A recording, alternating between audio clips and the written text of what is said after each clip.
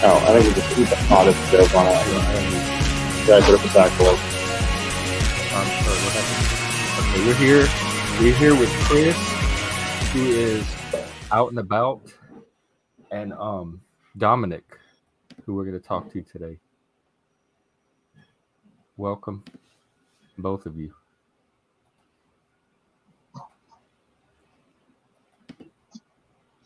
Hey, Are you in a sling?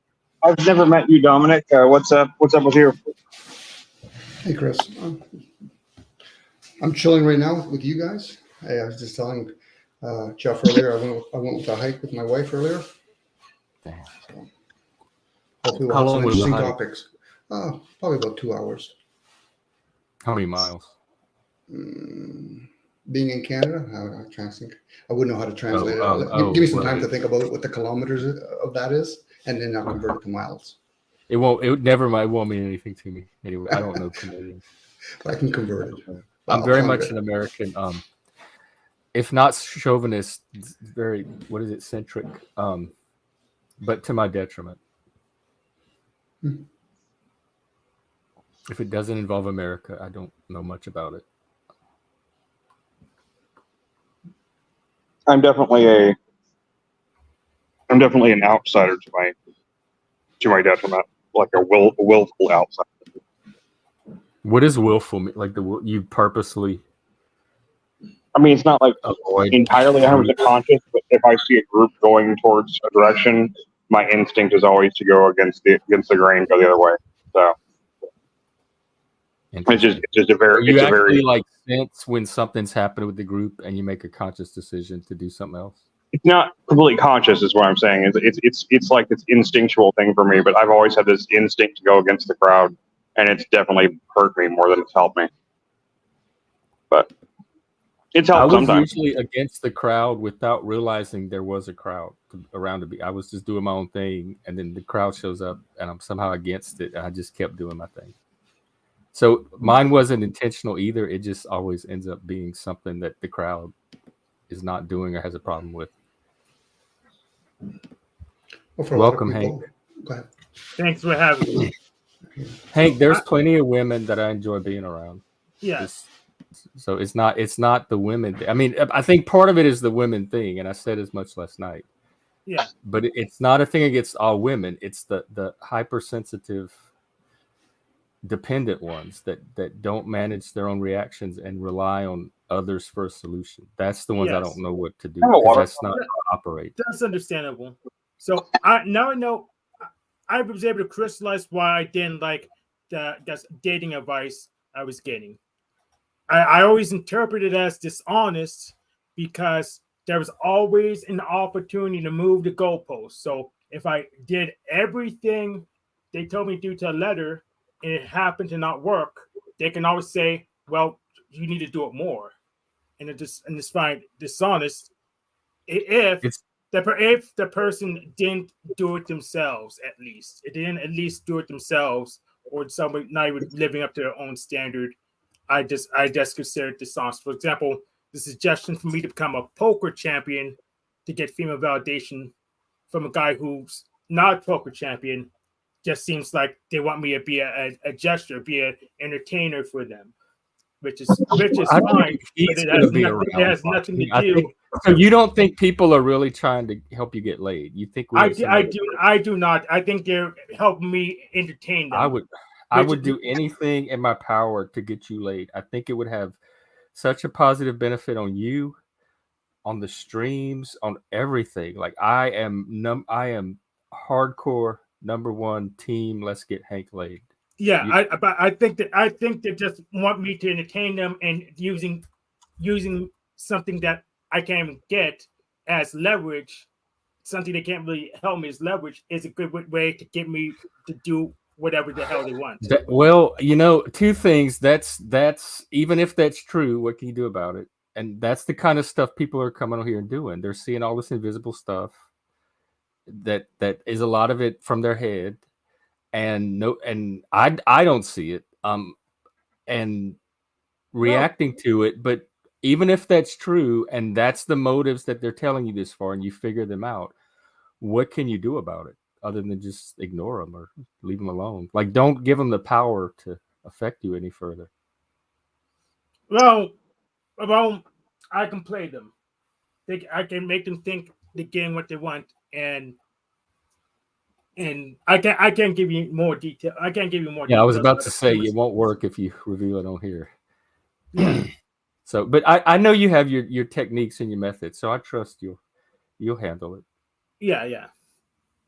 So, Domenic, we are. I see you in the panel verse, but you're kind of new to me. So, how about a little intro from you? In what sense, Jeff? Like, Yeah. are you there, Jeff? You're kind of low. Let me check your okay. settings. I have it set to automatically adjust.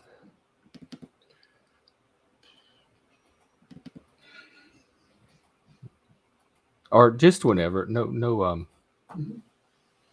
pressure or rush. I just wanted to give you an opportunity to talk if you wanted it, since you're new here. I'll usually add on to whatever I'm hearing. And you kind of have to fight, like, just grab the mic around here, so just jump in whenever. Or if you do want in and you don't want to wrestle with people, just tell me in private chat, and I'll make sure you get a chance to speak. No problem. If I feel inspired, I will share, whether verbally or through my fingers. But thanks, Jeff.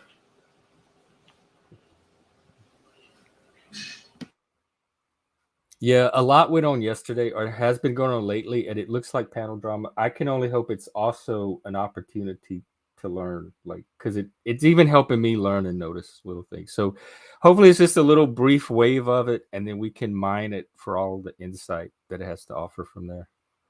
I don't want it to, like, be something that goes on and on and on for weeks over here.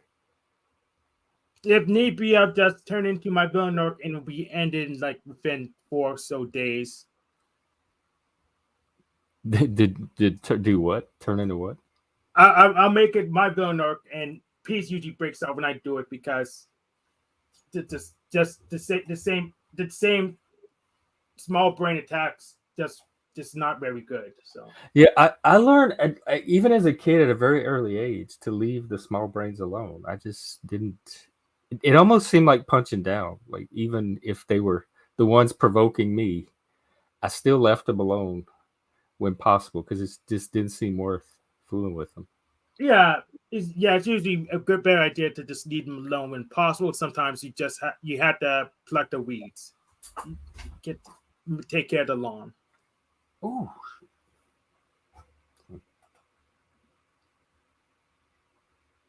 Yes. Yes, what you just said, Domenic. It's always a great opportunity to understand the concept of know thyself. It was never about knowing others, but the self. So what irritates and we sometimes know that self through others. Like, we see the self in others. We see in others what we know in ourselves, but may not be fully conscious of, or know it as vividly as when we can see it concretely in someone else. Mm-hmm. Yeah. And you'll know whether or not you're reacting, because there's a constant theme of defending and attacking. What you defend is the same thing you attack. Usually it's most people, whether they're aware or not, they're actually serving the self, that waking state of us. Where are you? What is this, Chris? That's an arcade, Jeff. You never heard of an Yeah, arcade? I know what an arcade is. It's still fucking cool to me, Hank. I live in a more mundane world than you do, and this kind of Yeah. It's really weird. It's out in the. It's I guess they just told us it wasn't open yet, so we couldn't actually go in. But it's like this, like, just out here, kind of in the. You can see, like, where I'm at, out in the middle of nowhere. Yeah. Wow. And there's just this place. There's the sandwich place that I got a gift card to for my birthday, that we like called Capriati. That's where we came to get that's where we came to get sandwich. And then next to it is this place called Arcade 92. And it's like this giant retro arcade. I don't know. It's just out here. I mean, like, literally, we were not in anywhere near like a mall or an entertainment district. This is like, this is suburban. Yeah, for $12, apparently you go in and you can play all the arcade games you want for free. I mean, for $12. Is it a chain? You said it's I have no idea. I've never heard of it before. This is the first time I've ever seen it. They have a big bar and they have an arcade in there, and that's what they have. So I don't know. I was just showing it to you guys because I thought it was cool. Because I'm glad we got to see it. I thought it was cool as shit. Thank you. Yeah. Yeah, they had 16 pinball machines too. That's really cool because like pinball machines are getting really, really rare. Yeah, they're extremely hard to maintain and fix. Like pinball is like one of the most complicated pieces of machinery that's ever been created by They used to mankind. have it at the gay bars, and I would try to play it nowadays, but I didn't know what the hell I was doing. And No, then, I mean, I don't know what I'm doing with it either, but would, like lift the machine and shake it and throw it around, and I knew I couldn't do all that. So. Yeah, I hear you. But I remember like the movie Tommy. Right. About the autistic guy. He was really nice. He just said they're not open yet. So. Oh, y'all went in and the door was open, but they weren't open. Yeah. They weren't open yet. Oh, okay. I was going to go in there and walk around with it, but he said like, "Oh, we're not open yet, guys. Can you go? Can you get the fuck out of here?" That's in Texas. Midlife. He's in Texas. I'm in Flower Mound, which is really like, I mean, basically where we live like 5 minutes from the airport from DFW. And if you take the service road, that's like, or just go through the airport, you go to the other side of the airport. That's where we are. We're basically around the same distance to the airport from where we live on the other side of the airport. So. Okay. It's very, very undeveloped and very like almost desert-like and suburban out here. It's very strange. Dallas has so many different areas that look so different from each other. You depending on what part of the city you're in, you think you're in a completely different part of the country. Yeah. This looks like California out here, to be honest, or maybe Nevada. This looks like Nevada, Vegas type area.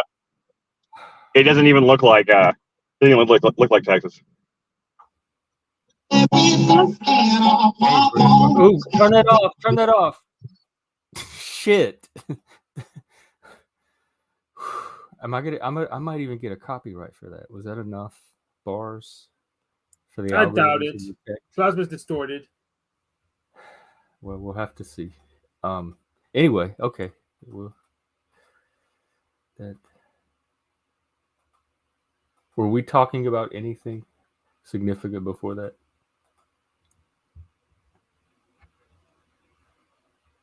Yeah, no. because he has his radio on and there's copyright music coming out of it. Yeah, we don't have the license to play that.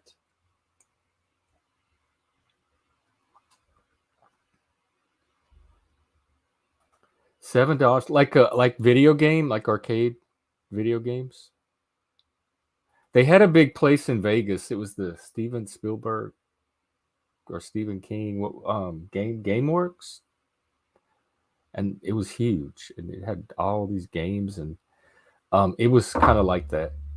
So maybe, I don't know. Last time I played a game was probably skee ball at Chuck E. Cheese.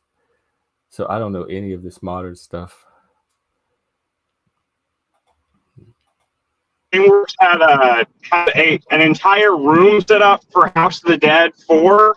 And they had the whole game projected onto the wall, so you had to like stand really far back, and like the whole game was like way larger than like way larger than even all the characters were like 10 feet tall, and but it's just played the same. It was just like it was done with like a projector setup, and it was really freaking cool. It cost so much to play, but like they used to do cool stuff like that at GameWorks. Or they had that 3D Mortal Kombat thing. I remember that. I don't think I was there for that one. They had like Mortal Kombat, and like you activated the combat guy with your arms and your feet. Oh yeah. Oh, those things are lame though. I know it was lame. They suck.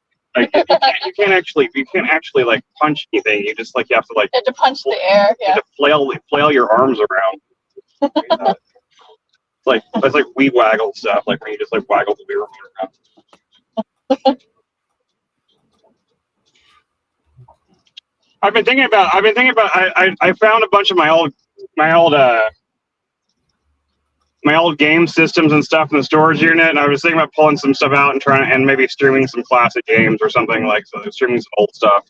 If I can figure out how to get it up with the streamer set up.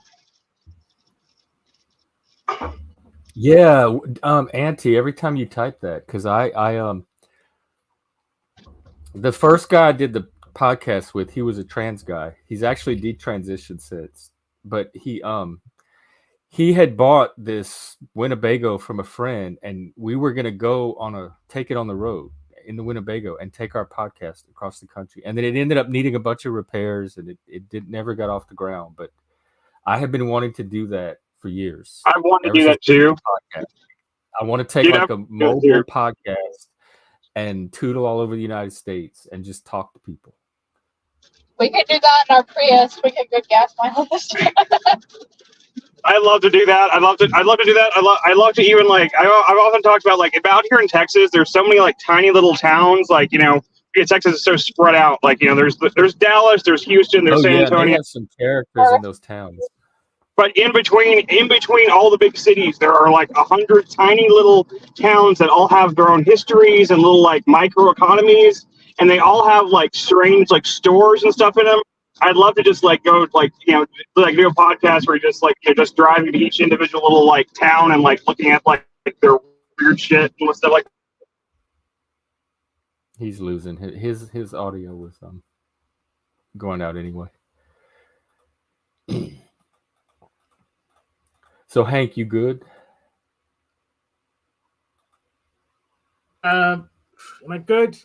Pretty much not at all. Pretty much, I guess I accept that people like me or not, and there's nothing I can really do about it. It's pretty much, and just that sounds good to me. That sounds healthy and realistic. Yeah, it sounds healthy, but then people rub in what I don't have and all that jazz, and tell me, well, I just don't try hard enough or whatever, just so they can try to get more control over me. I have techniques to know it, but sometimes I get skin hungry. Sometimes I do need physical intimacy just to keep going. But I just have to deal with it or just not. There's really no other options. So that's about it. Pretty much. It can be rough in these streets. Well, all I could do is return the favor and make life harder for them, since they're not going to make it easier for me. Yeah, probably not. You have things you can do outside of the stream to like recharge or I have lots of things. Okay. I have lots of things. I mean, I didn't even start streaming regularly until you started streaming regularly. So I did spend a lot of time in meet space. Oh, we kind of got into the Panelverse around the same time. Yes, we got that Panelverse at the same time. I couldn't. Hank, you're so natural at it. I couldn't even tell. It looked like you had been doing it for years. Well, I was in my corporate warehouse job, so I have been doing it for years. It just wasn't broadcasting. Right.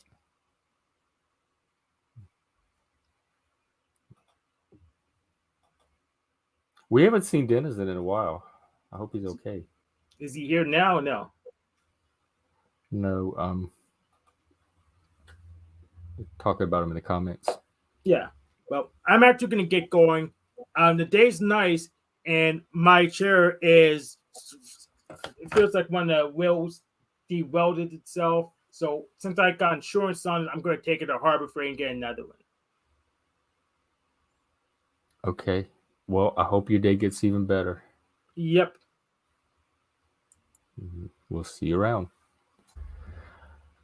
Mr. Domenic, what is on your mind?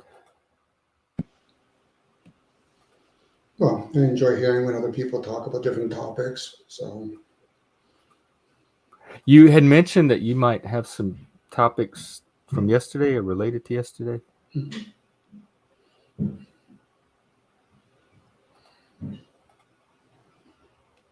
And the audio is still coming in low.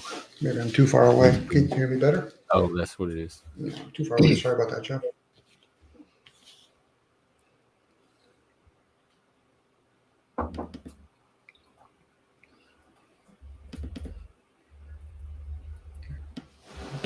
Can you hear me better now, Jeff? Looks like my Yeah. sound goes down automatically or something. A lot better.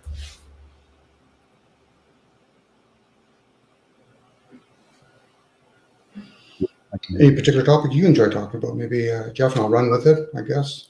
Because I heard you say you like about America stuff, more of a nationalist kind of conversation. Yeah, I just know more about America than like I know very little about even Canada. I know almost nothing about Mexico. The Europe stuff I know mostly from history. I don't really know a lot about modern Europe or UK or any of that. And the rest of the countries, I know them when they start going to war with each other and they show up on my Twitter feed. I'm pretty sure you understand about human behavior, obviously, that resides in all of that. Yeah, it's like how much of it is cultural or regional and how much of it is like universal, if there even is such a thing. Well, it could be orchestrated. A lot of it could be orchestrated when it bottlenecks its way upwards.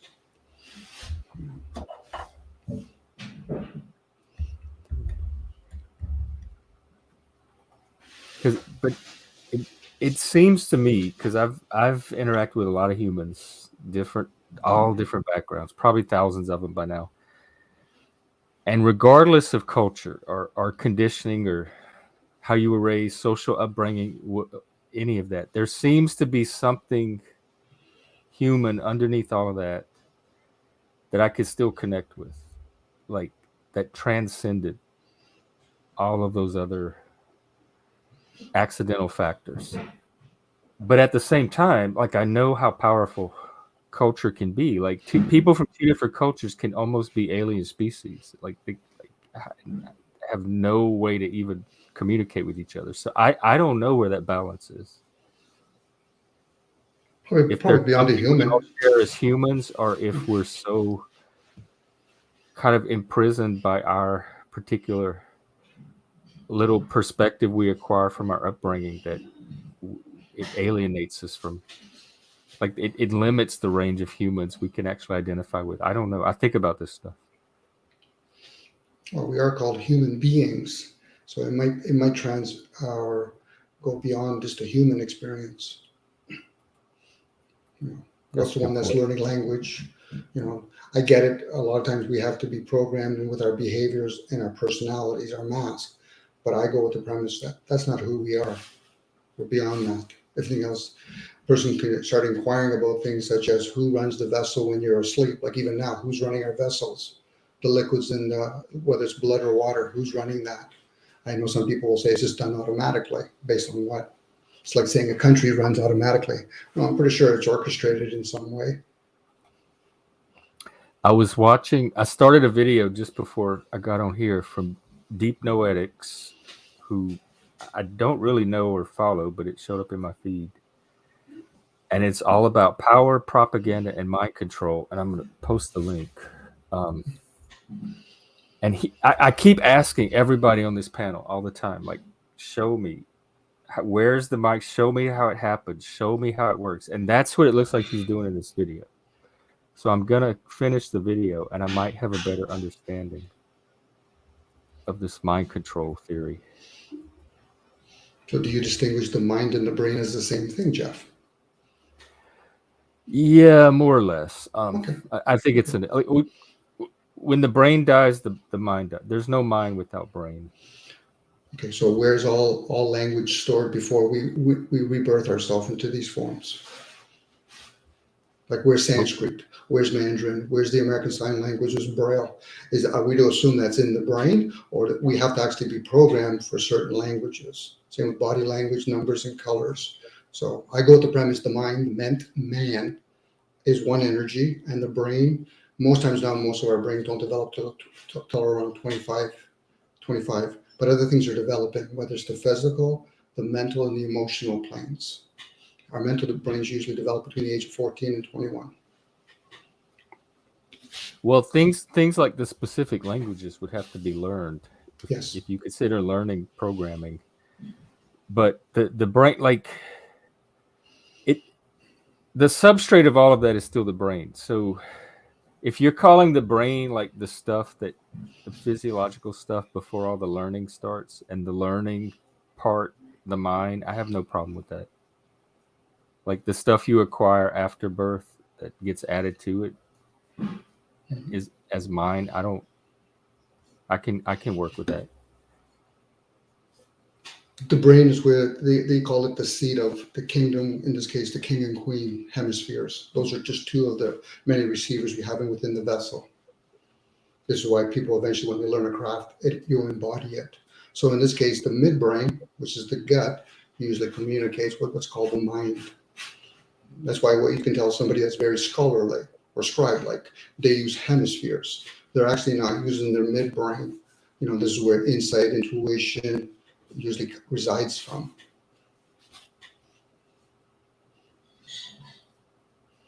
Just as possibilities. That's all I can ever share, is as a possibility. Once a person goes inwards and realizes all the stories that they've been programmed with. The video I was talking about, I wish I could play. I could probably play a little bit of it, but he that's what he was talking about. He was like saying the television shows you watched are like a form of programming, and the theory, like I said, I only watched a little bit of it, but it's like initially, like before we advanced to where we are today, you had to control the masses through physical force, and you had to physically control them. But at some point, you could begin to control them with media and entertainment. And if you keep them entertained, you could keep them in line that way. And if they adopt the narratives you want them to adopt, you can keep them docile. So when people talk about control, that was the origins of that concept of control, that transition from force, control by force, to control through media or information or entertainment. And so like today, watching TV shows can be, but I like growing up, we all watched the same TV shows and the same movies, and I don't know anybody that all has the same opinions about anything. So if we were supposed to like watch all of this and then all suddenly think the same thing, it didn't work. And I still don't see it working today. Like so whatever they're trying to accomplish with this control, I still see a whole bunch of people thinking like a diverse range of things. So it doesn't seem to be centralizing people's minds.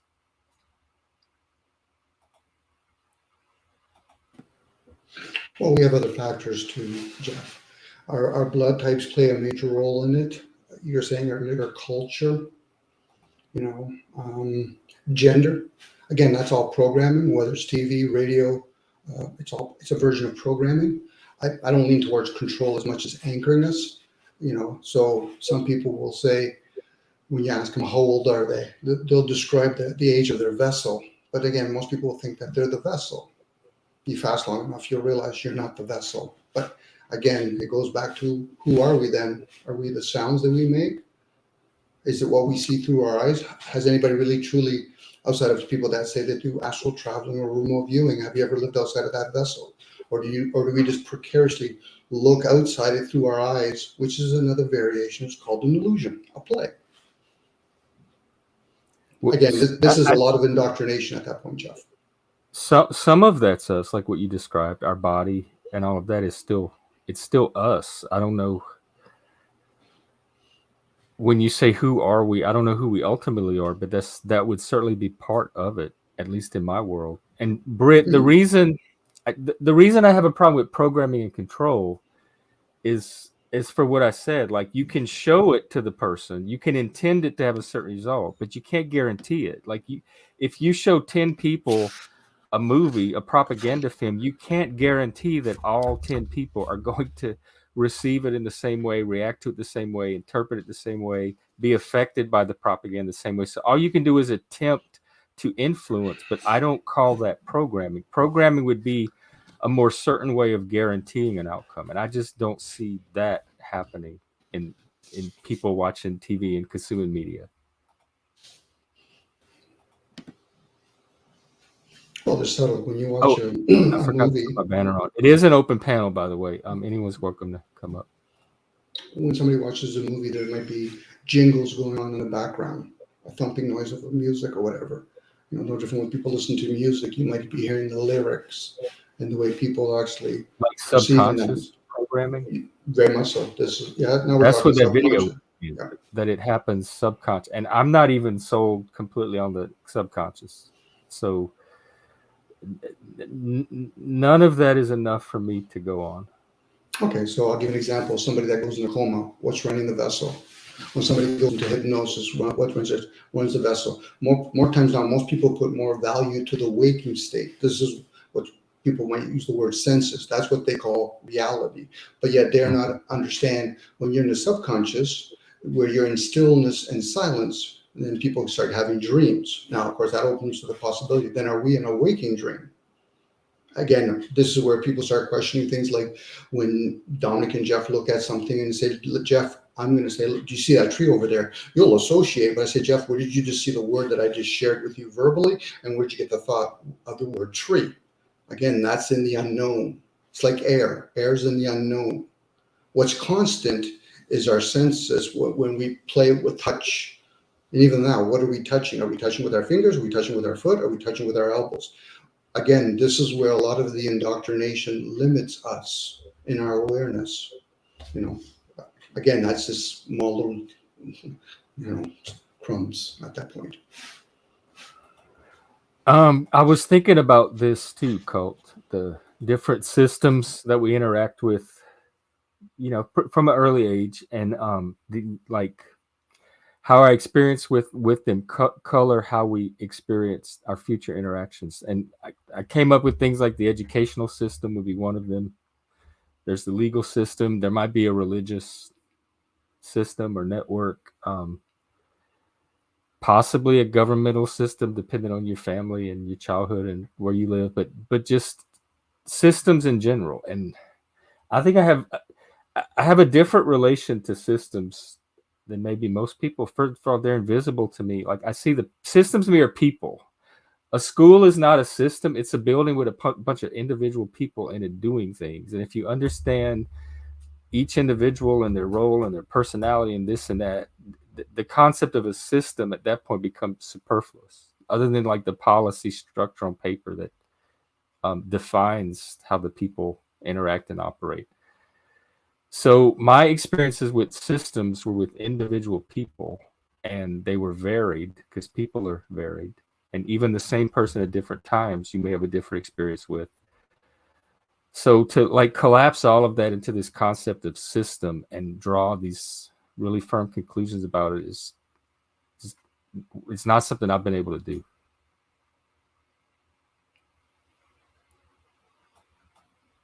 I fell for Russiagate big time. And I fell for the Procter & Gamble logo when I was a kid, and it scared the shit out of me for months.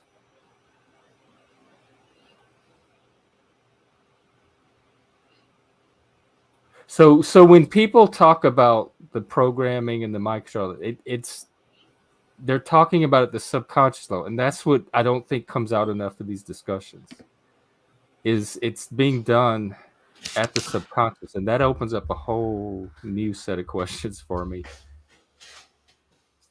about the model of the psyche that they're working off of.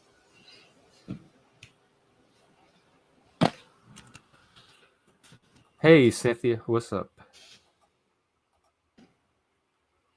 I don't know. And then I go back to I've seen so many different people. Like almost nobody I know all agrees about a movie. They all see different things and react different ways and have different opinions. So I haven't seen modern entertainment change unify people's opinions in any way. Like maybe like the really extreme movies that like the Oscar winners, like maybe Schindler's List, there was probably like a unified sentiment around that movie and what it stood for everything. So, but I think those are exceptions. I think in general, and I'm not even sure that was propaganda. In general, like name a movie. I don't know, E.T. or what's a modern movie?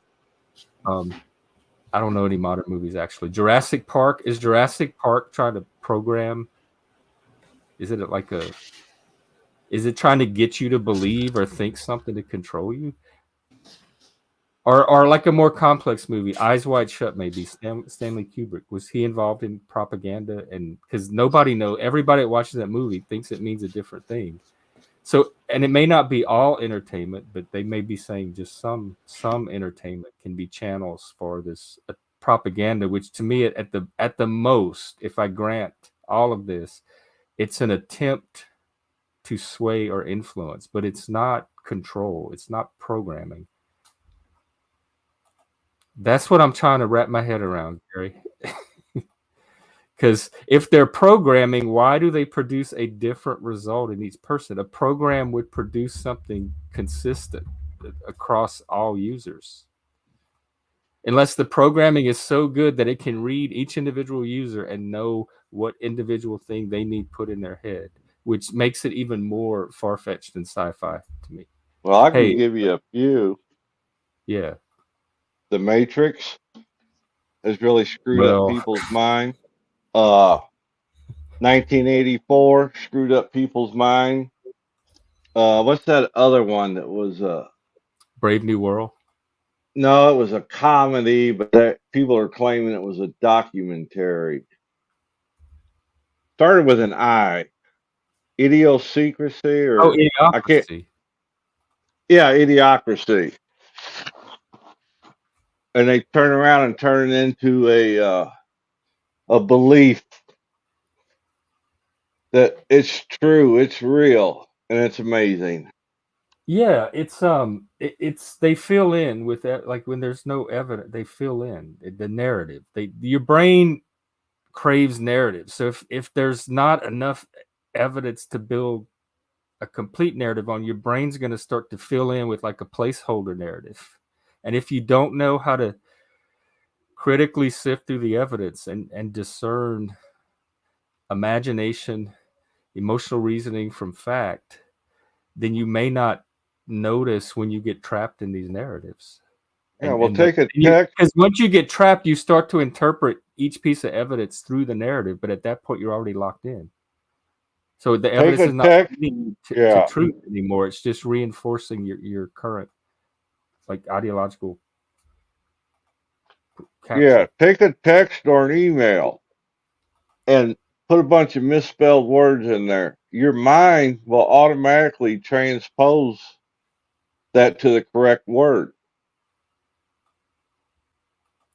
Do you agree with that? I can read garbled text all the time. I don't have to have every word spelled right. And that video I posted talks about Brave New World too. That's one of the examples he uses. What is Brave New World? I thought it was good because it talked about all the stuff that comes up on this channel, but it broke it down in a like very analytical way where I could kind of start to, I don't agree with it, but I could kind of start to see why people do, and it made it sound less crazy than it sounds when they show up on the street. So now I have more like openness toward it. I get not toward accepting it as truth, but toward understanding them as people. And what is the movie? Is that a movie? Brave New World? It was Aldous Huxley book. I'm not sure they ever made it into a movie, but we read it. Oh, it was a book. Yeah, it's similar to Brave 1984, like one of those dystopias. Okay. Fear mongering. At the school I went to, we read The Republic, Brave New World, 1984, Lord of the Flies in the first 2 years. Good Lord! All those little dystopias and discuss them. And were they trying to hurt you? No, they were trying to prepare us to like be leaders for society, and like so teach us how like this is the models of society that the great thinkers came up with, and examples of what could go wrong with each one, and the extremes that totalitarianism could go to, or social engineering, etc. And then we thought through all the itchy stuff that we were aware of them, so that as we developed ourselves, that we could like start to apply our minds to them. Welcome, Sean. Oh, it was made into a movie. Oh, okay. Yeah, you're talking about conspiracy theories. I used to be big into them. What got you out of them? That's what I'm interested in. Oh yeah, it's funny. I think I was just watching YouTube, and then there was other ideas that were critiquing those conspiracies. So I used to listen to Alex Jones a lot.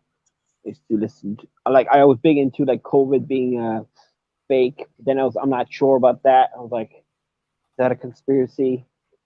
So I'm not sure about that, but I'm probably 70% sure it's not a conspiracy. That's a So good I point. gradually got out of it. But I still From just I live in a quite conspiracy. There's a lot of conspiracy theories in our family. Like my father's. So you had think that of other people. The vaccines are bad and climate change is not real. Hey, freak. Yep. Yeah, I'm not sure what got me out of Russia either. I think it was it was definitely after the power shift from Trump to Biden. Some of the insurrection, I think around J6, it started a little bit where I started to see how the left was framing it, and I'm like, I see some of that. But it wasn't a true insurrection. Huh? I said, I don't think it was a quote unquote true insurrection. No, I don't. There's actually no way to tell because there's no official way to determine it. Like one single official way to determine it. So ultimately, it's going to be up to the historians probably to decide. So people can believe and call it whatever they want, but there's no way to officially tell one way or the other. So people are going to see what they want to see. If they hate Trump, they're going to see an insurrection.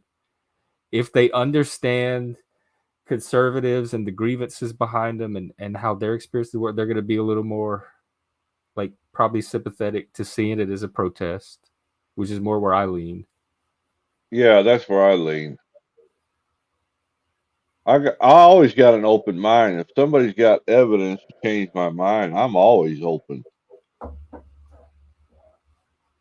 Yeah, I think that too. Do you listen to alternative media? Do you always listen to your side, or do you listen to both sides? I listen to all sides. There's not even two, and except that's what for Twitter is good for. Because Twitter lets me take one issue and read multiple commentary from all the different sides, and then the sides interact and argue and converse, and then they refine and clarify each other's points, and I get the whole circle spread out at once, and that's what helps me. Just read an article this morning that Elon's thinking about charging to post on X.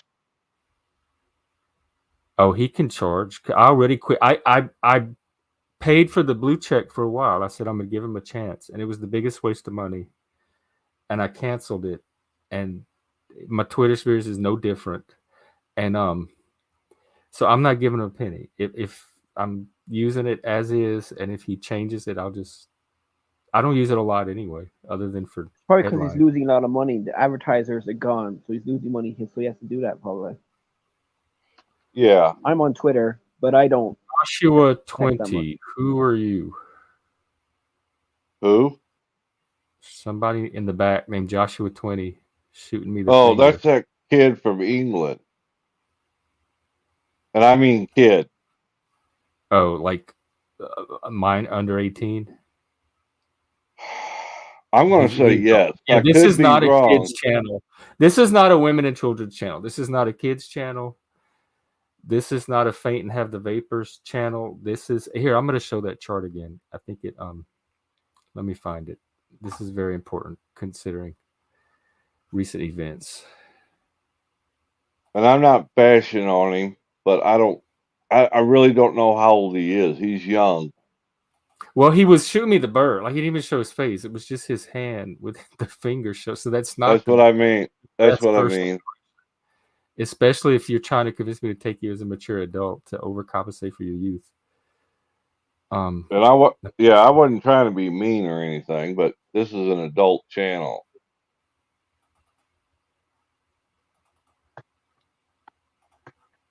All right, this was made. The guy I did my first podcast with, that trans guy, put together this chart on, because it was all about autonomy and self-determination and all that. So hang on, I lost it. Hang on.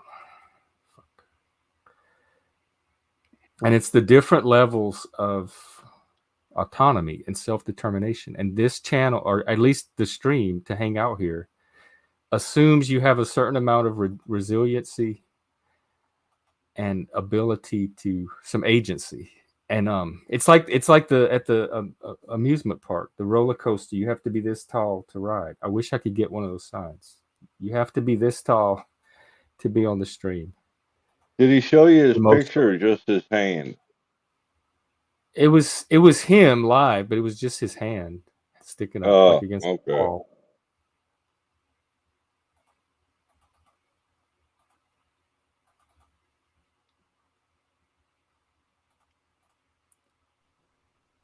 Jack, conspiracy theories.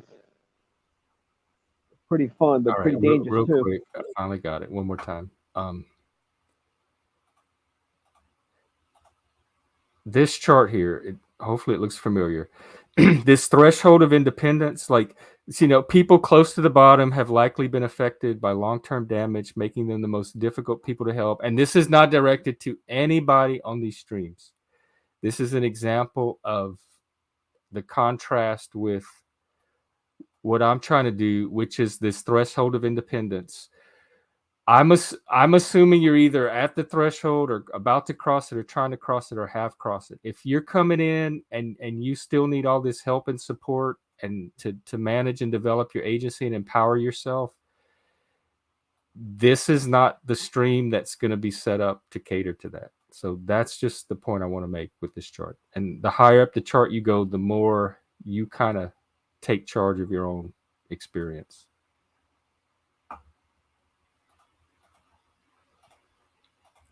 Oh, hello, Dom. I seen you say hi in the back chat.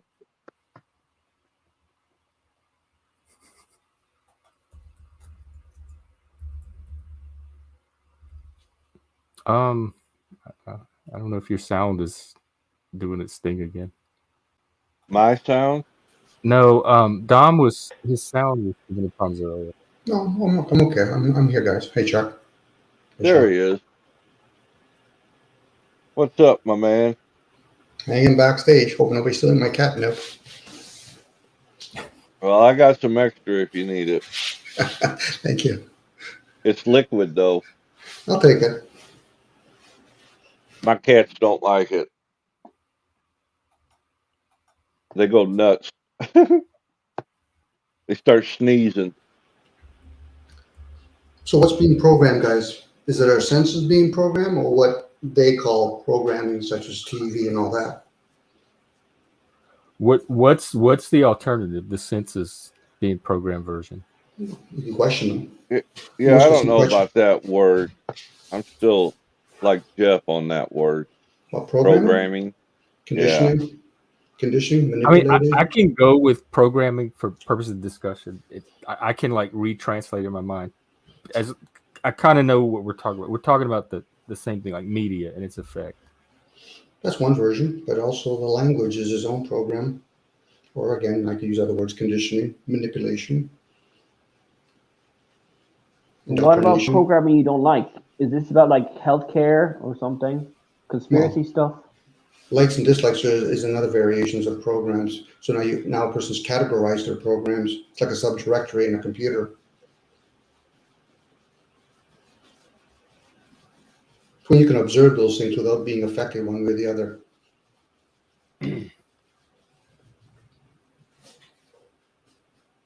Was Schoolhouse Rock programming? Because that really absorbed into my mind as a kid, and as an adult, I still recall things from it, and it was mostly educational things. But if it was programming, it seemed benign. It didn't seem to program me in any kind of I negative call way. it, yeah, I'm with you. It was educational. Except for the people that like it programmed an appreciation for America, and they would call that programming because America's evil, and it keeps me from seeing that. Was it educational or schooling at that point, Chuck? Is it bringing in or bringing out? Or a bit of both? Hence the word educate opposed to the word schooling. Well, it was educating towards the Constitution and how our system works. But it's been a long time since I've seen it. So have people ever questioned the Constitution and how it's worded? People just go past it. They assume they're talking about the self, The Constitution was written a certain way to only encapsulate certain types of people. Hence the term, we the people and our prosperity, we the nobles and our bloodlines. It had nothing to do with the peasants and citizens.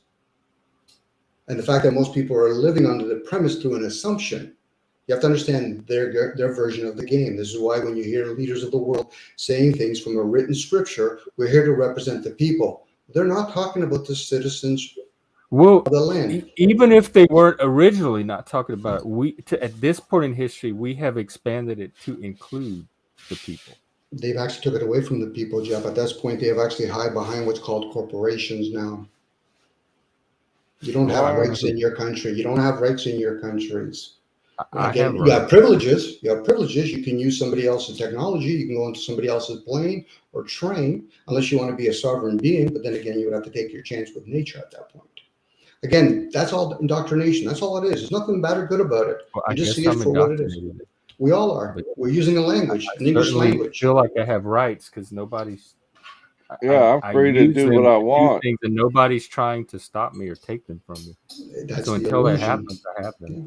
But we do go and use a technology like a vehicle, go to somebody else's gas station, go to somebody else's grocery store, use somebody else's technology. So that word free was just instilled. That's like conspiracy theory. They put out the word free. Is it truly free? It's something a person has to go inwards and revolt and realize I've been indoctrinated. Even the language we speak, English language is not it's a meaningful language opposed to like Sanskrit or Mandarin or Greek. It's a different sound and tonality in it. But unfortunately, most people aren't going to understand that because they've been indoctrinated in a schooling system. And most of us have gone to a school. Go ahead. Well, every society teaches its citizens the language of that society, if you want to call it programming. You almost have to have a society. Well, I wonder what a non-programmed free world would look like. You don't pay taxes. You do whatever you want, which they seem to be doing anyway, and you don't have language. What is the non-controlled, non-mind conversion look like? You might be in the nature with animals communicating. Would there even be movies? Is it all mind control? People would just dance around in the field and not talk? Well, there is body language too, Jeff. So yes. What type of programming you don't like healthcare, politics, and all that stuff, conspiracy stuff, basically. Stuff that you find out on the internet, a lot of it.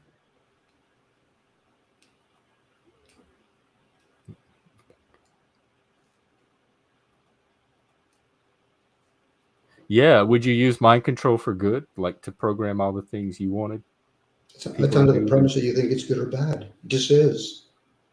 It's like voting. Either you choose to vote, or if you choose to vote, you pick a side. But if you choose not to vote, now you can explore more possibilities. It's like having one of the variations of dogmas, even though most people will get stuck on religion or science. But the main dogma that roams around the human race is commerce. Selling the ideal of state and religion is commerce. Whether or not somebody says they value capitalism, if you print enough money and you have a military, you can make any ism work for a short period of time. Again, it's people getting caught up in their likes and dislikes. That's categorization. Now, at that point, you'll say words like, I agree or disagree. I said, well, then you're not the observer. You've already decided that I don't favor one over the other, or I do favor one over the other. Also observe it for what it is. And once you realize that, then you're the observer. Those things are still going to happen. Change constantly happens. It's the person that has the illusion they can control something, which is the play. I have the illusion that I can influence, not necessarily control. But I can add my voice and my efforts to the process and try to make it go in the direction that I want it to go. But it's never a guaranteed result. But that ability to try is empowering.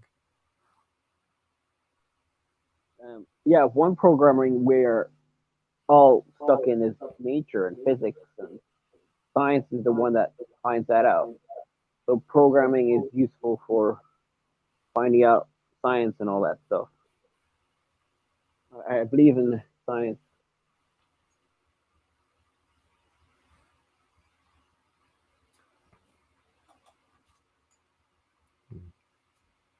Can you hear me? Yeah, I hear you, Sean. Yeah, I heard you too. I mostly agree and don't have anything to say in response. Well, since I'm a evil, stupid hillbilly cockroach, my opinion don't matter. Oh, you watched his stream? we're all You we're all told me cockroaches to. and demons. You told me to. Yeah, I thought it was insightful. I enjoyed it. He's got a very low opinion of me, yet he knows nothing about me. That's amazing. Yeah, Doesn't like your politics, probably. I mean, part of my speech is because I had a stroke some years back. I don't notice anything about your speech. You, I mean, I'm from the South. You sound completely normal to me. Well, he called me uneducated, Yeah,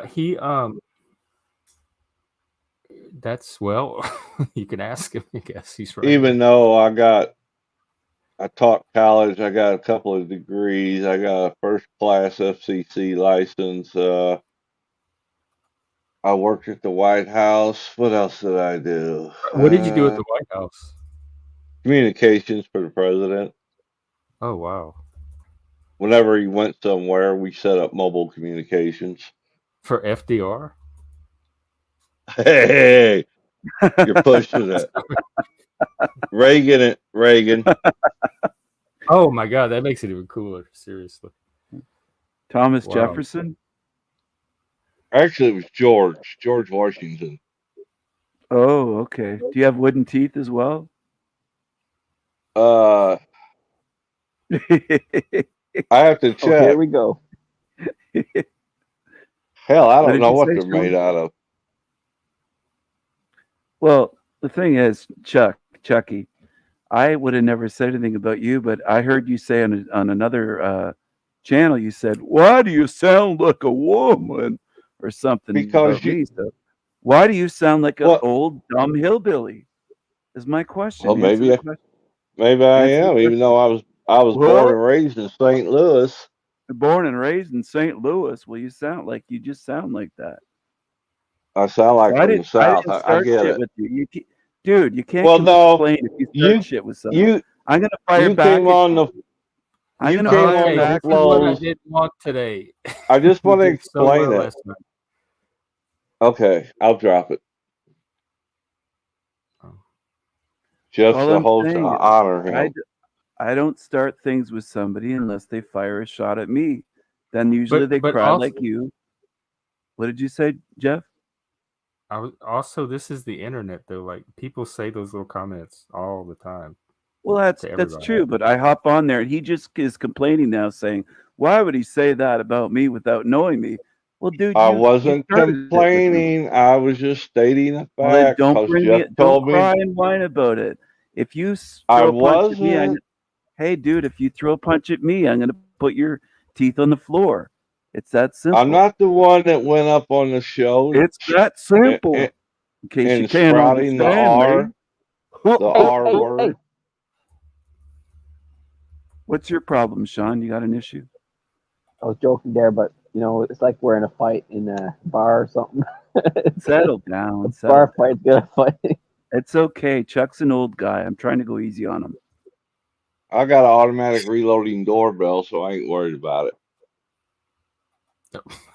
Ooh, that's great. None of you are. He's in Canada. You're in where. None of you are doing Oh, anything. well, that to anybody. explains This is it. Got it. all playground drama from the sixth Is grade. there something in the water down in Tennessee? What have you been drinking down there?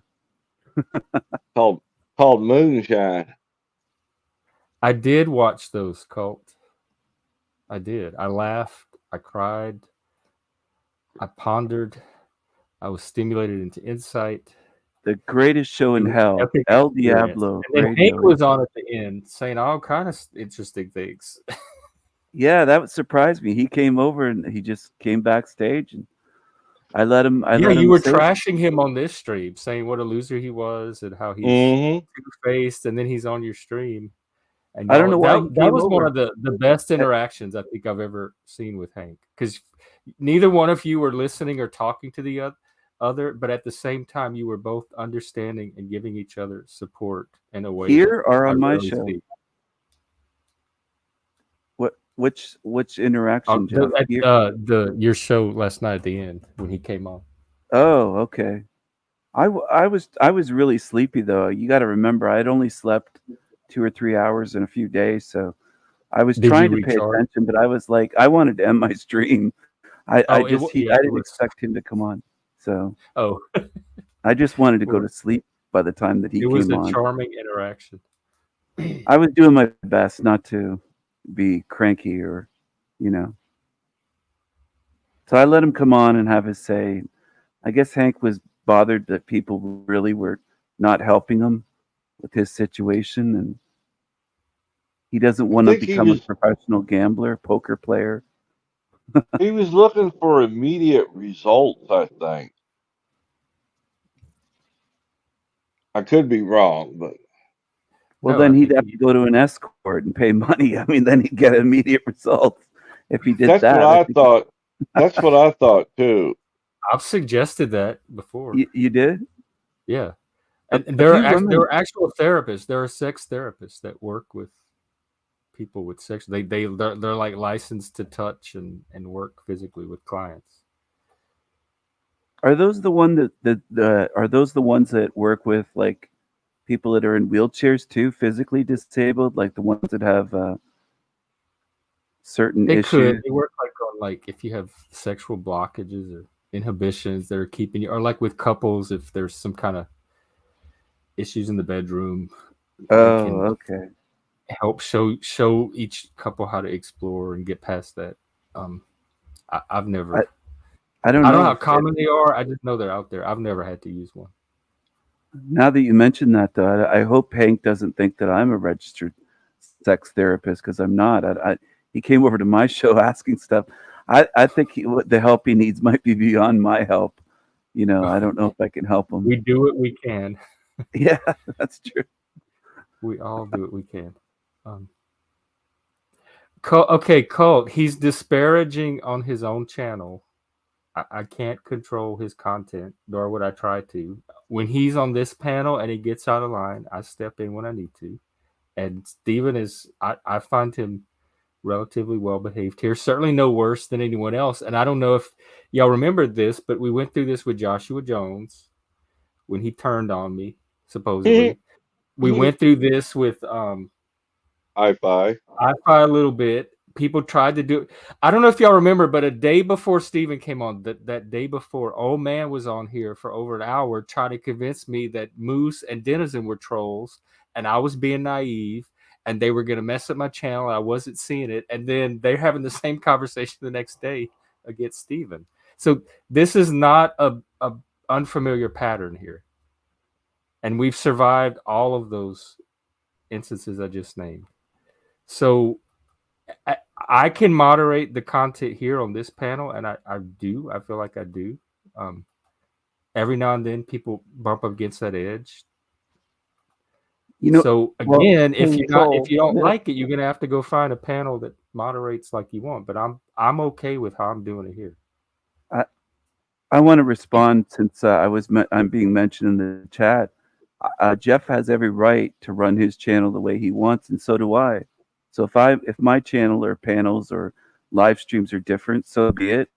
If the people in the chat room don't like my live streams, don't watch them. But what I do on my channel is on my channel. This is Jeff's channel. He has every right to run it the way he wants. I respect that with everybody. If somebody has a completely different live stream or panel on their channel, it's their channel. If I go on and I don't like it, I might sit for a while, like I went on Paul Unslaved. I didn't really jump in. I was there for maybe 10 minutes, and it was like, this is not my cup of tea. And I just left. I didn't say anything. I didn't bash them. I didn't say, hey, you're talking about Jesus or you're talking about God. I just quietly left because it was like, yeah, I checked it out, but it's really not what I meant. So I went and did something else. It's simple. You can change the channel. You know what? It's just like television. I wouldn't sit there. I'm not making anybody watch my channel. If they don't like my content, so be it. But others do. But hate watching is fun too, though. Critiquing is fun too, though. That's a good point. I'm looking forward to a few hate watchers at some point. That's why I come here. No. Well, they do work together, Cole. That's kind of my specialty. I specialize in creating unsafe communities. I've been doing it for years. Oh, Dahlia, you don't mean that. Nobody cares. Lots of people, thousands care. I And just yet, I reached want to over a point out, million Stephen has views. more viewers than most of the people that hang out at this panelverse. So it's this charge that he's driving people away. He's attracting more people than any of us are. I just reached over 1 million views a couple weeks ago, and I'm already at 1,040,000 or something. I get a lot of views on my channel, so these people lie. What do Oh, you talk about mainly in your channel? I'm the bad guy, I see. Did I sum up the KingStephen. the almost 2 years of running my channel? What do I talk about all sorts of things. It's a variety show. I call it the greatest variety show in hell. That's what my live streams are. But I didn't do just live streams. I made a lot of videos. I have 1,500 or so videos. So I cover a lot of topics. I'm not from the panelverse. I'm somebody that actually does research and doesn't just talk on live streams. I do actual research and videos and philosophy and things like that. So Are you into like religion, esoteric stuff? I'm not Conspiracy theories and religious. stuff? I've studied religions, but I'm not religious. I see religion as mind control, which is what it is. Or an opiate for the masses, as some have called it. Well, that's your opinion. Other It people sure can is. have a different opinion. Well, that's right, Chuck. That's America. You got it right to I just Yep. want to do like a little sanity check here. I'm not seeing any drama happening on the panel. Am I missing some of it? Am I not picking up on it? Because the people are saying in the chat that you're bringing all this drama and I'm You're bringing welcome, drama. Domenic. He's seen some of my videos. Welcome, Domenic. I just think that they're afraid that I'm going to turn Jeff straight. That's what I think. All right. There's some underhanded comments that get people ticked off. I saw it. He came on here and he talked about Chuck. Look, does it look like they're fighting? Does it look like they handled it like mature? It takes two to fight. They're fine. Look at them. I don't see any issue that I have to do anything about. Now That's this, because on the other hand, Jeff asked me to drop it, so I dropped it out of respect. I mean, y'all could talk about it if you want, but it's just stupid. Like, oh, they called me a name in the comment or something. Well, I think the biggest conversation problem, y'all were having since you dropped it was so much better for both of you. Like, Yeah. so much reflected so much more positively on both of you. Welcome, Jeff. my problem is the way he throws a hard R around, and I've seen people back in my day get killed over that word. Do you think anybody should be killed over uttering a word? Do you think that's That's not what a good way I to live? said. I said No, I've seen people asked you get a killed question, from that word. You associate yes, it and I with people responded. that got killed for it. But I asked you a question. Do you think anyone should ever be killed for uttering a word? Question mark. A word? No, I didn't say killed. No, they shouldn't be killed. Sticks and If you stones. said any, That phrase doesn't work. Words hurt more than the Yeah, physical violence sometimes you're right, John. Apparently, words have the power that you give them, unlike a bullet. You're But in it control of how much a word hurts. Do you guys think that we've evolved from the time of back in my day when people did kill each other over disrespect and such things in the street, like a duel thing, or do you think that we've degraded since then? We're going backwards at the present, in my opinion. would say that it's good that I mean, it would be good if people went out in the street and shot each other over some disrespectful words and stuff. No, no, I heard no. in That's not what I'm saying. I heard that in the medieval times in England, for example, murder was way more common for stupid reasons like disrespect and all that stuff.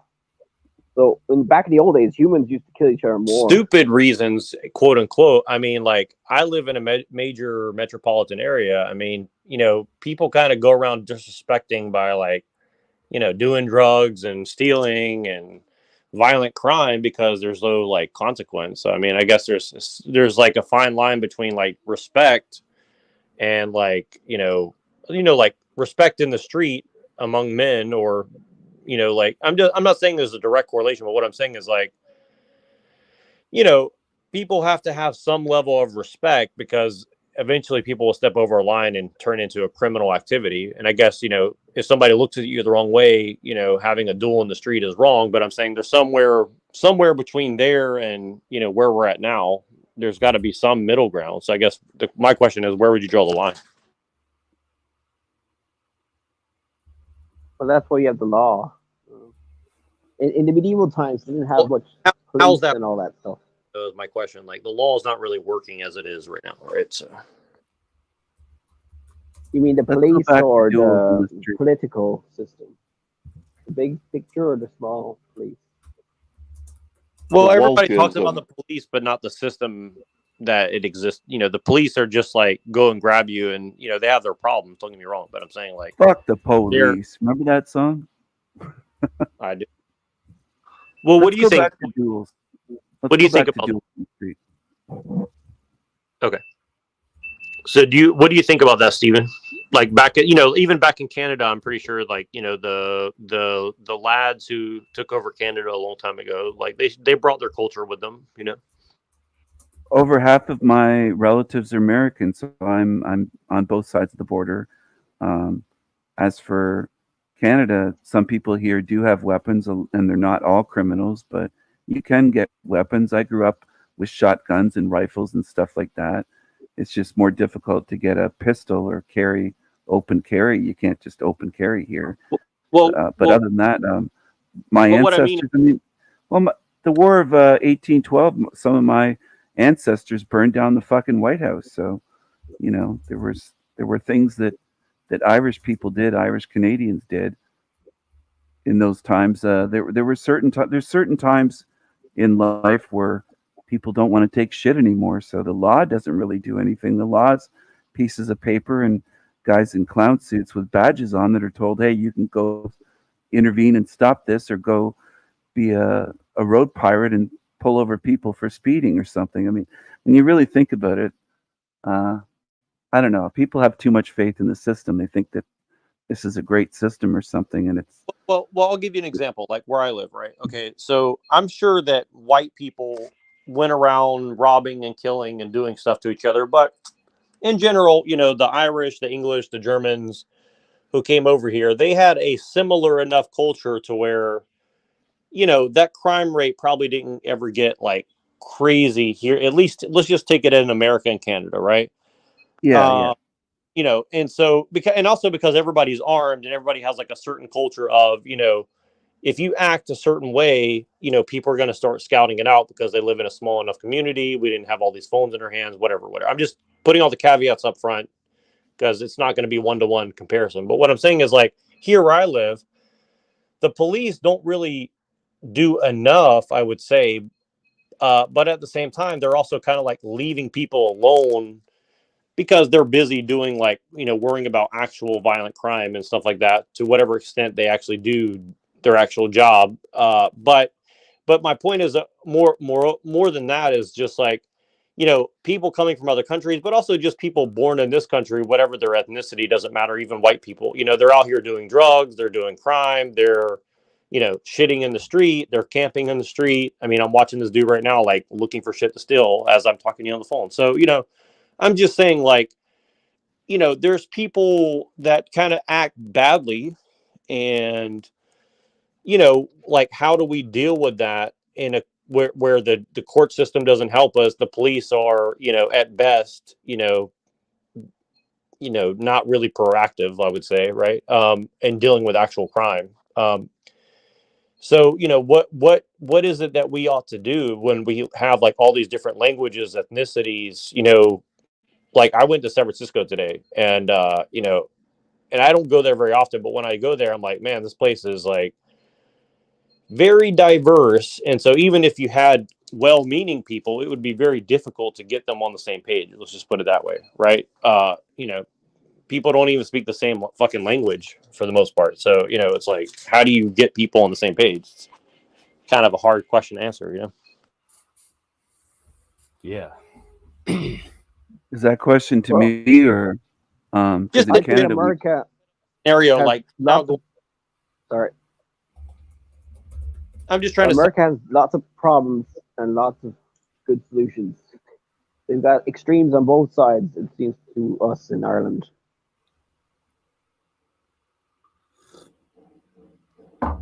Daniel, it's not because of his following at all.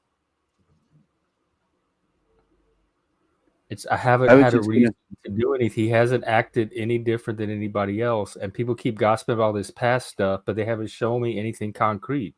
So until I get any of that, I don't have a reason to act. It's as simple as that. I'm not going to treat him differently than anybody else on the stream. I'm wondering if some of these people are disgruntled if they got banned from my channel and now they're saying all this stuff, because I don't seem to recognize them or remember them.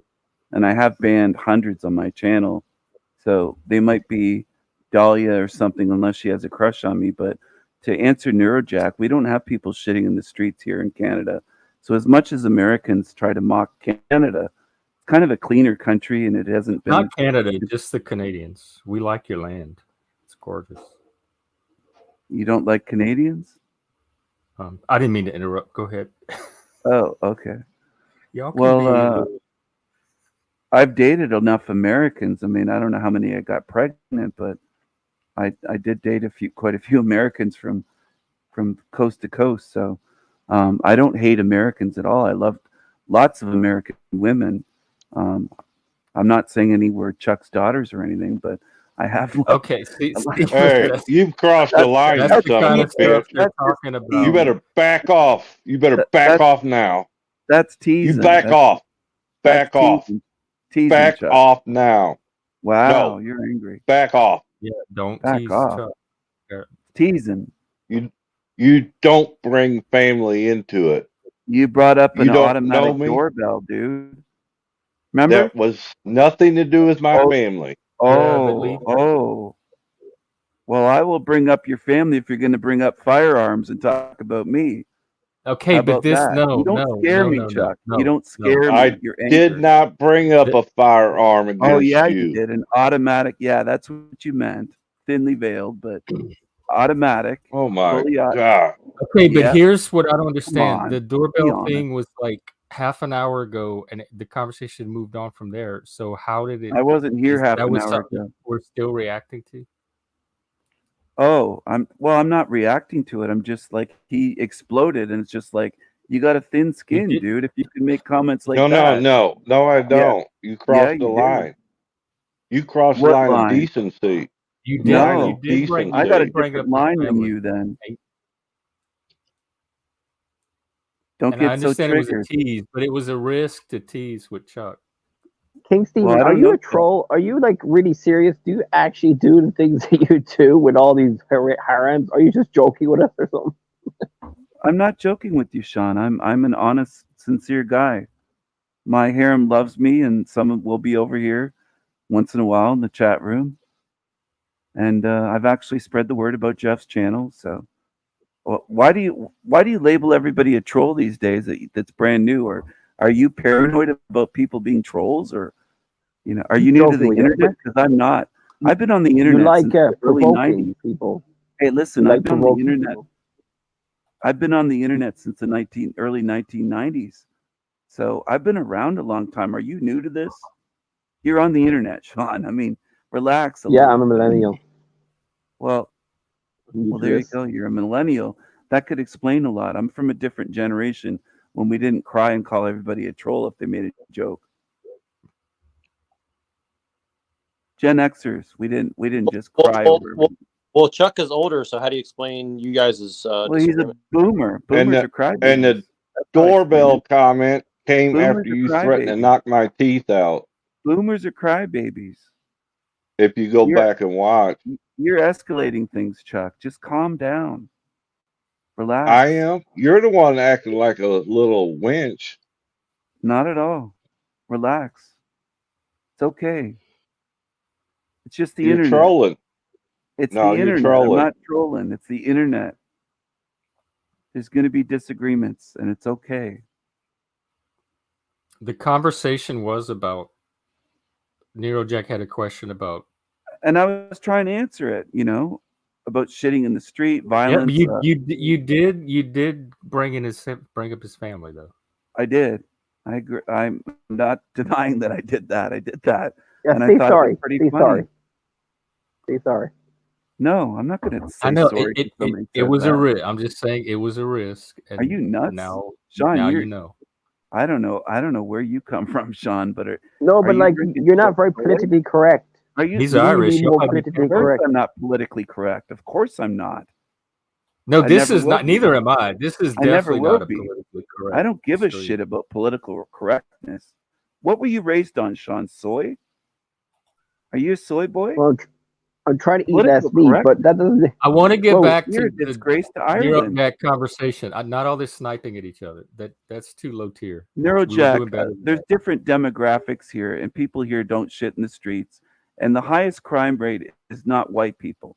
So a lot of Canada is white. If you look at the FBI crime stats, which I know that you guys are into, looking at statistics and hard facts, look into that for who commits the most murders for the smallest population. It's like 55 to 60% of murders are committed by, we'll just say, dark people that make up 5% of the American population. Black males are a very tiny minority, but they commit a majority of the murders. So that's part of the difference from America compared to Canada, Canadian cities compared to American cities. The demographics matter. That's what I'll say about that. So that's a big part of the difference. And there you go. If anyone wants to cry about it, they can cry, but no, that does make don't sense. lie. But let's also include in the fact, like, you guys do have a lot of immigration from, say, like Right now we do, yeah. from But like India, right? I Like, didn't let's just just take grow up yesterday, though. For this country, I don't measure it just by today. It's changed in the last 5 Oh, yeah. 6 years or so. Sure. Yeah. But let's just say that like what would you say the biggest population of immigration Well, is? Indian people and Chinese, Asian people on the West Coast in Vancouver, they're generally not violent. They're not nearly as violent as the Black Americans that commit the most murders, robberies, and rapes in America. So it's Sure, night but and there day is a difference. big opioid crisis in Vancouver, and Yeah, there is. but the violent crime is pretty Part low. of that is liberal government on the West Coast, from whether it's liberal governments in California or Is there violence correlated not with the much, crisis? not as much violence. No, it's less. There's some violence, but compared to America, there's way less violence in any Canadian city than in an American city. Way less. But I heard the crime rate in the U.S. is going down overall, even if it's still high or something. We can look. But you're all the way over in Ireland. Come on, you're over there drinking Guinness. I hear y'all tear things up over there a lot. Well, Ireland has a lot of immigration Huge coming. immigration. It is dropping. You're Sean, being replaced in Ireland. Sorry for jumping in, but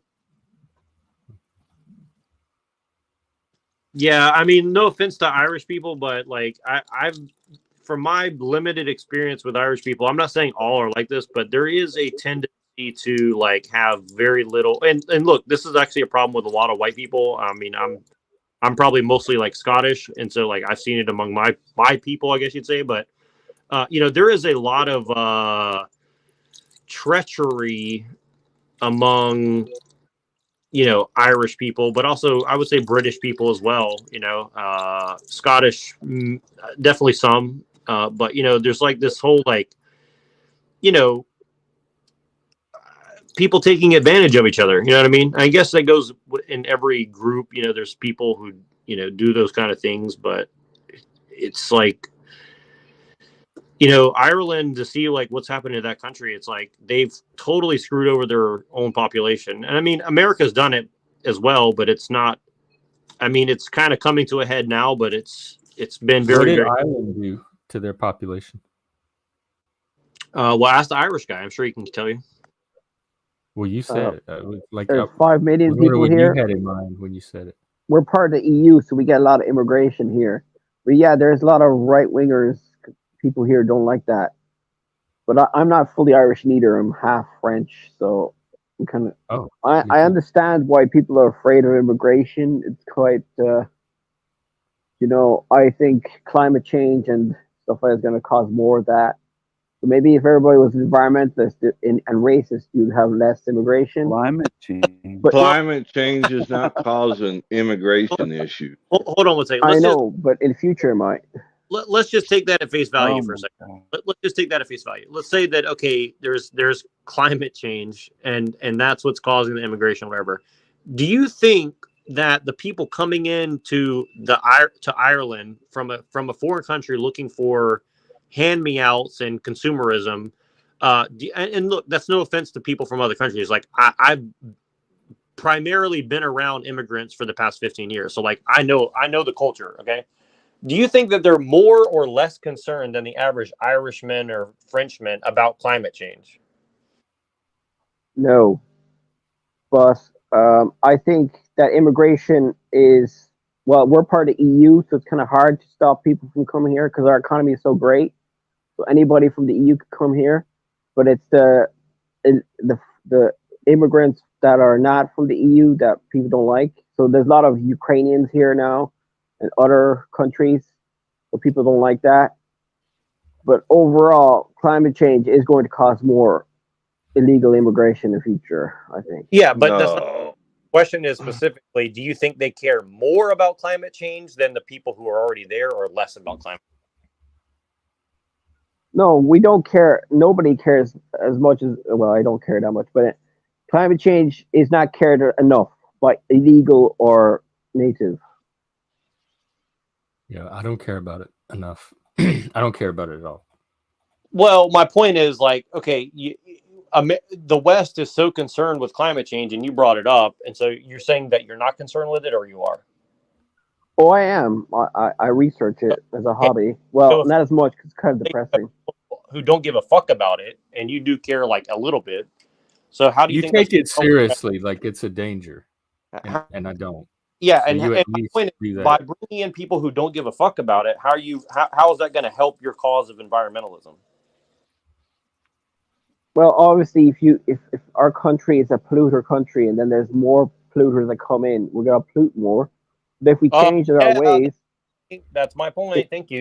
If we changed our ways, like we're all like hippie, and we're all like nice to each other, and we I don't solve want to climate change change, my ways, though. I like my ways. we would all solve climate change with all the immigrants. So the native Irishmen can't get their shit together and become less polluters, but we're just going to mix it all together with a bunch of people who are looking for consumerism, economic growth, pollution, and we're just going to make it happen that way. Do you understand? Like, that's kind of my point of what I'm trying to say is, like, how does that make any sense? Like, if we're so concerned with it, why not isolate those people where they're at instead of bring them to the place that you don't want more polluted? See what I mean? Yeah, but the problem is that those countries are going to get worse through climate change, so they're going to have to come here because it's better here. And make Ireland more shitty, and then by that you'll save their place. Is that what you're saying? Well, not necessarily. I mean, that's if you think that other cultures are worse, but we can change that. You can educate them, but it'll take longer. But if you're a twat and you think that they all should die in the foreign countries, let's say I'm right and climate change is real, and there's loads of immigrants that come because of climate change. Would you rather let them die in their own country or let them some in? I understand. I wouldn't leave everybody in because there probably won't be enough food here for them all. Or maybe educate them as well. So because they in their own country. So because they destroyed their own environment, or probably a lot of Western corporations helped it along. But let's just say, for the sake of argument, let's say that they destroyed their own environment, trying to industrialize where they're at. Now we bring them to where we're at. We lose all of our jobs. We lose all of our bargaining power with the government. We lose all of our culture. We lose all of our, solidarity as a race or a nation or people. And but in exchange, we theoretically might hopefully help these people, make some money to buy some Nikes or some shit, right? Like that's kind of the idea. Well, obviously, in an ideal world, you'll educate them not to consume as much in an environmental aware society. We're not that now, so we've got the worst of both or something. We Are have you to a change our lefty, ways, John?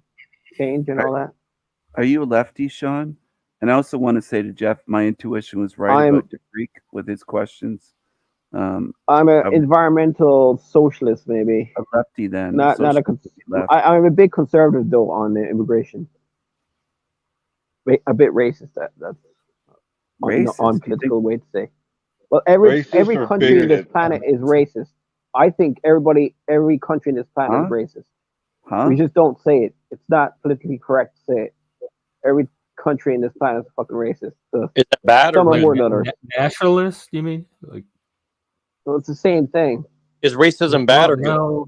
I don't consider the same thing. Race isn't the same as nationalism. There's 50 plus race. Like how many ethnicities and races are there in America? If you're a nationalist in America, it doesn't mean you're racist. What are you talking about, Sean? I'm just trying to understand you. Okay, maybe I'm wrong there, but I'm just saying that most humans have a tribal thing. Tribal, we are. Yes, we are. It may And not That's always not, be the problem with that's not immigration. racism, we though. are tribal. Yes. Yes, but the reason why there's so much problem with immigration is that people don't want foreigners to take their jobs and the culture.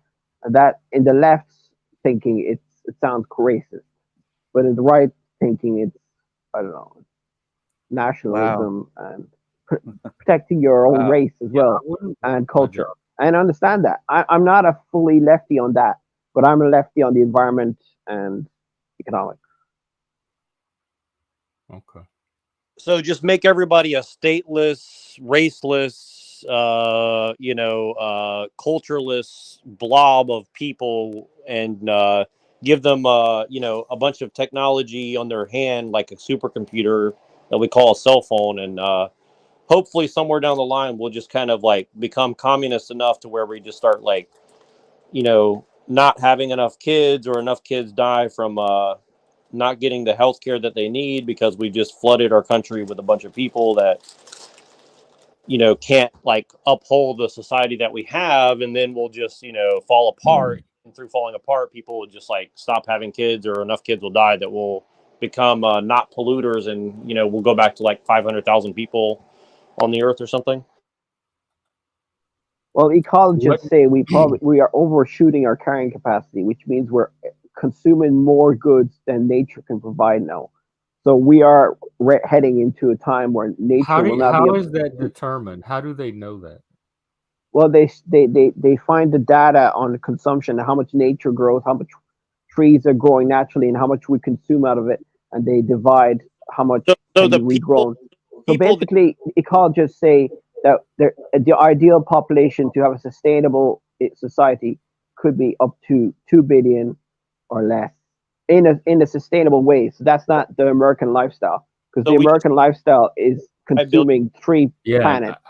I'm invested in maintaining the American lifestyle. So you trust that the people that built this system and made 7 billion people on this earth are just going to peacefully just, get rid of 5 billion people on the earth to make the earth a better place to live? Is that what you're kind of saying? Well, climate change will cause it unwillingly to us. Like that's what we're doing unwillingly. you through climate change and biodiversity collapse, like, because we're destroying the environment so much that nature will react and kick our ass back. Do humans produce carbon when they hit the volcano? Like, is that if you do enough humans in the volcano, that's going to cause carbon right there? Yeah, volcanoes release carbon, but not as much as humans. Or the biggest ones. Yeah. Okay. Volcanoes release sulfur, and you end up with acid rain. So blame the volcano. So basically, we need to. My point is overall, you trust the people running the system and the society now who built this system to have our best interest in mind as human beings. Is that what you're saying?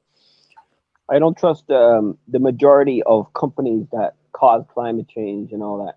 Yeah, There's a few elites every that care, but they yet probably lie.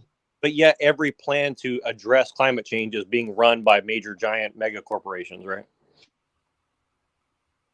Yeah, because they know that if they don't, it'll get worse. So they're kind of scared. So they're No, the trying to only do it reason they before do they it get is killed because the by the. government makes them. Oh gosh. Yeah, it's the government too, but the government follows the science.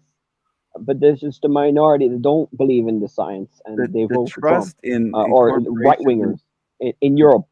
Like there's a lot of right wingers in Europe that don't believe. They don't believe in climate change. You They seem to want be afraid of farming right to wingers. pollute. Well, obviously, right wingers are going to cause a lot of problems with, like, Wow. they don't want to change the farming in Europe. There's a nature restoration law in Europe, and a lot of right wingers are against that because farmers are going to lose they're going to have to put loads of land back to nature, and the farmers don't like that. They're all going to vote for the right wing. What else?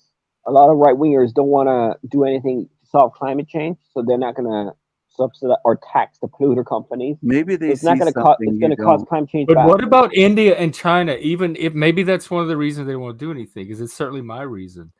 It doesn't matter what the right wingers in your country do if India and China are not going to participate or cooperate. We need their cooperation. If it's a global issue and they're two of the major producers on the globe. I heard India just had an election there recently. They're going to have an election there soon. So we'll see what they'll think about. But India and China are recent polluters, but they're polluting a lot. But overall, the West has probably polluted more in history. That's not the data. No. China, India, the U.S., I think Russia are the four biggest. Yeah.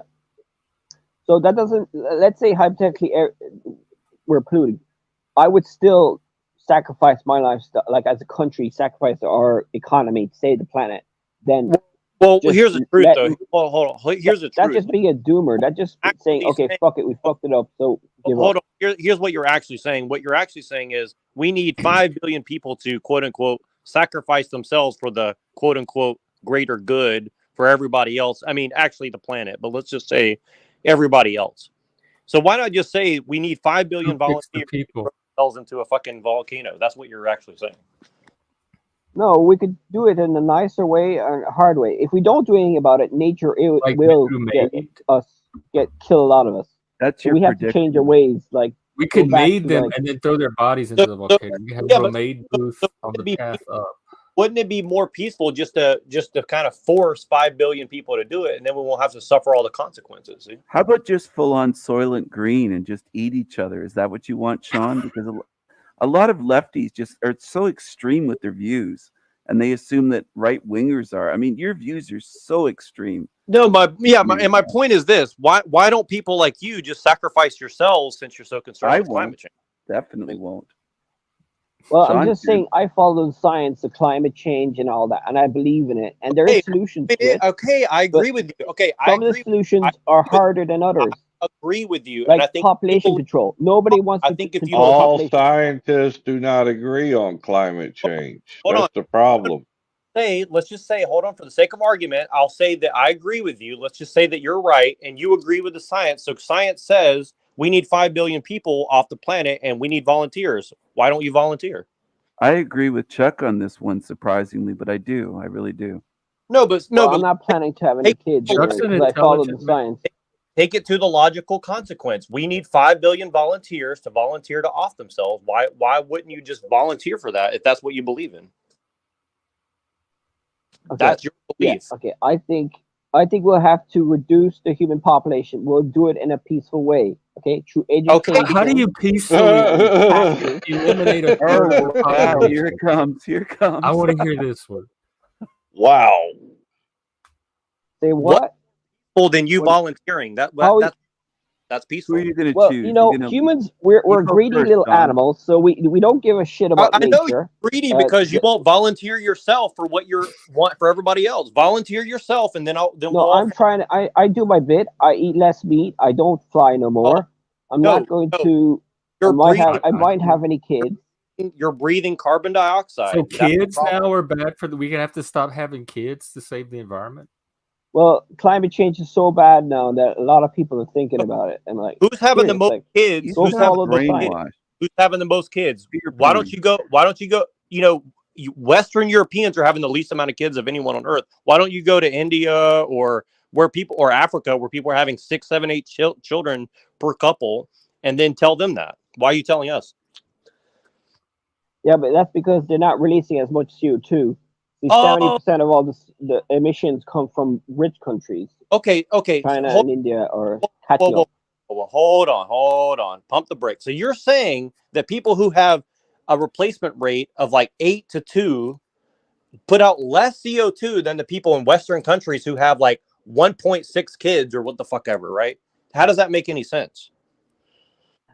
Because they don't fly, they don't have cars, they don't have heating, they don't have So so we plastic and all that. make Western Europe a communist hellhole where we don't have anything nice to save the people that are having 8 fucking kids, and that's your solution, right? Well, I'm just saying that there's going to be a lot of changes that have to be done to solve climate change, sacrifice to be done, war efforts to be done, But why solve don't you? climate change, and the Hey, Sean, biodiversity sorry. collapse. And right wingers don't want to change. They'll vote for Sean. Trump, and nothing will be done, and then we all die. Sean, are you related to Charles Schwab or something? Like, we will eat the bugs, we will own nothing and be happy, like, and depopulate. You just sound like the New World Order. I mean, are you just a puppet for the ones that want to depopulate all The the World West? Economic What's wrong Forum with you? are full of elites that know the stuff that I know, that they believe the science that I know, and they're trying to change, but they're hypocrites because they're part of the problem. You trust the They know elite. that, so they're It's trying to incredible. change. But then there's loads of conspiracy theorists that make up shit about them that say they're all I'm so evil. glad I'm trying to not make a us all I'm so equal glad I'm parents. not a millennial. I don't trust the media, the government, the big oligarchs. I don't trust the people that run the show here like the way that you do. It's incredible. Wow. Well, that's what I think anyway. Freedom of speech and all that. Right. So you don't care What about are Sean? making- What are some sites you follow or sources for the science? Like, is there YouTubers or Well, I bloggers? follow there's loads of people on Twitter. What do I follow? Paul Beckwith is a good one. Follow on YouTube and Twitter. Who else? And there's a few other ones I forgot. Environmental Coffee House. She's a small YouTuber though, but she talks about the science very well. The detail of it. It's quite scary. Do you And read Rockefeller Foundation publications on climate change? Sean? no, do you? No, I don't No. like the Rockefeller family, but I think you would probably be interested in that. Rockefeller Fund Foundation on climate change. Just Google that sometime. I think it'd be right up your Yeah, that's alley. I because think, they feel guilty out of making loads of money from fossil fuels. oh, They're I just don't trying think to they feel be guilty at all. paid You away. sound like a conspiracy theorist.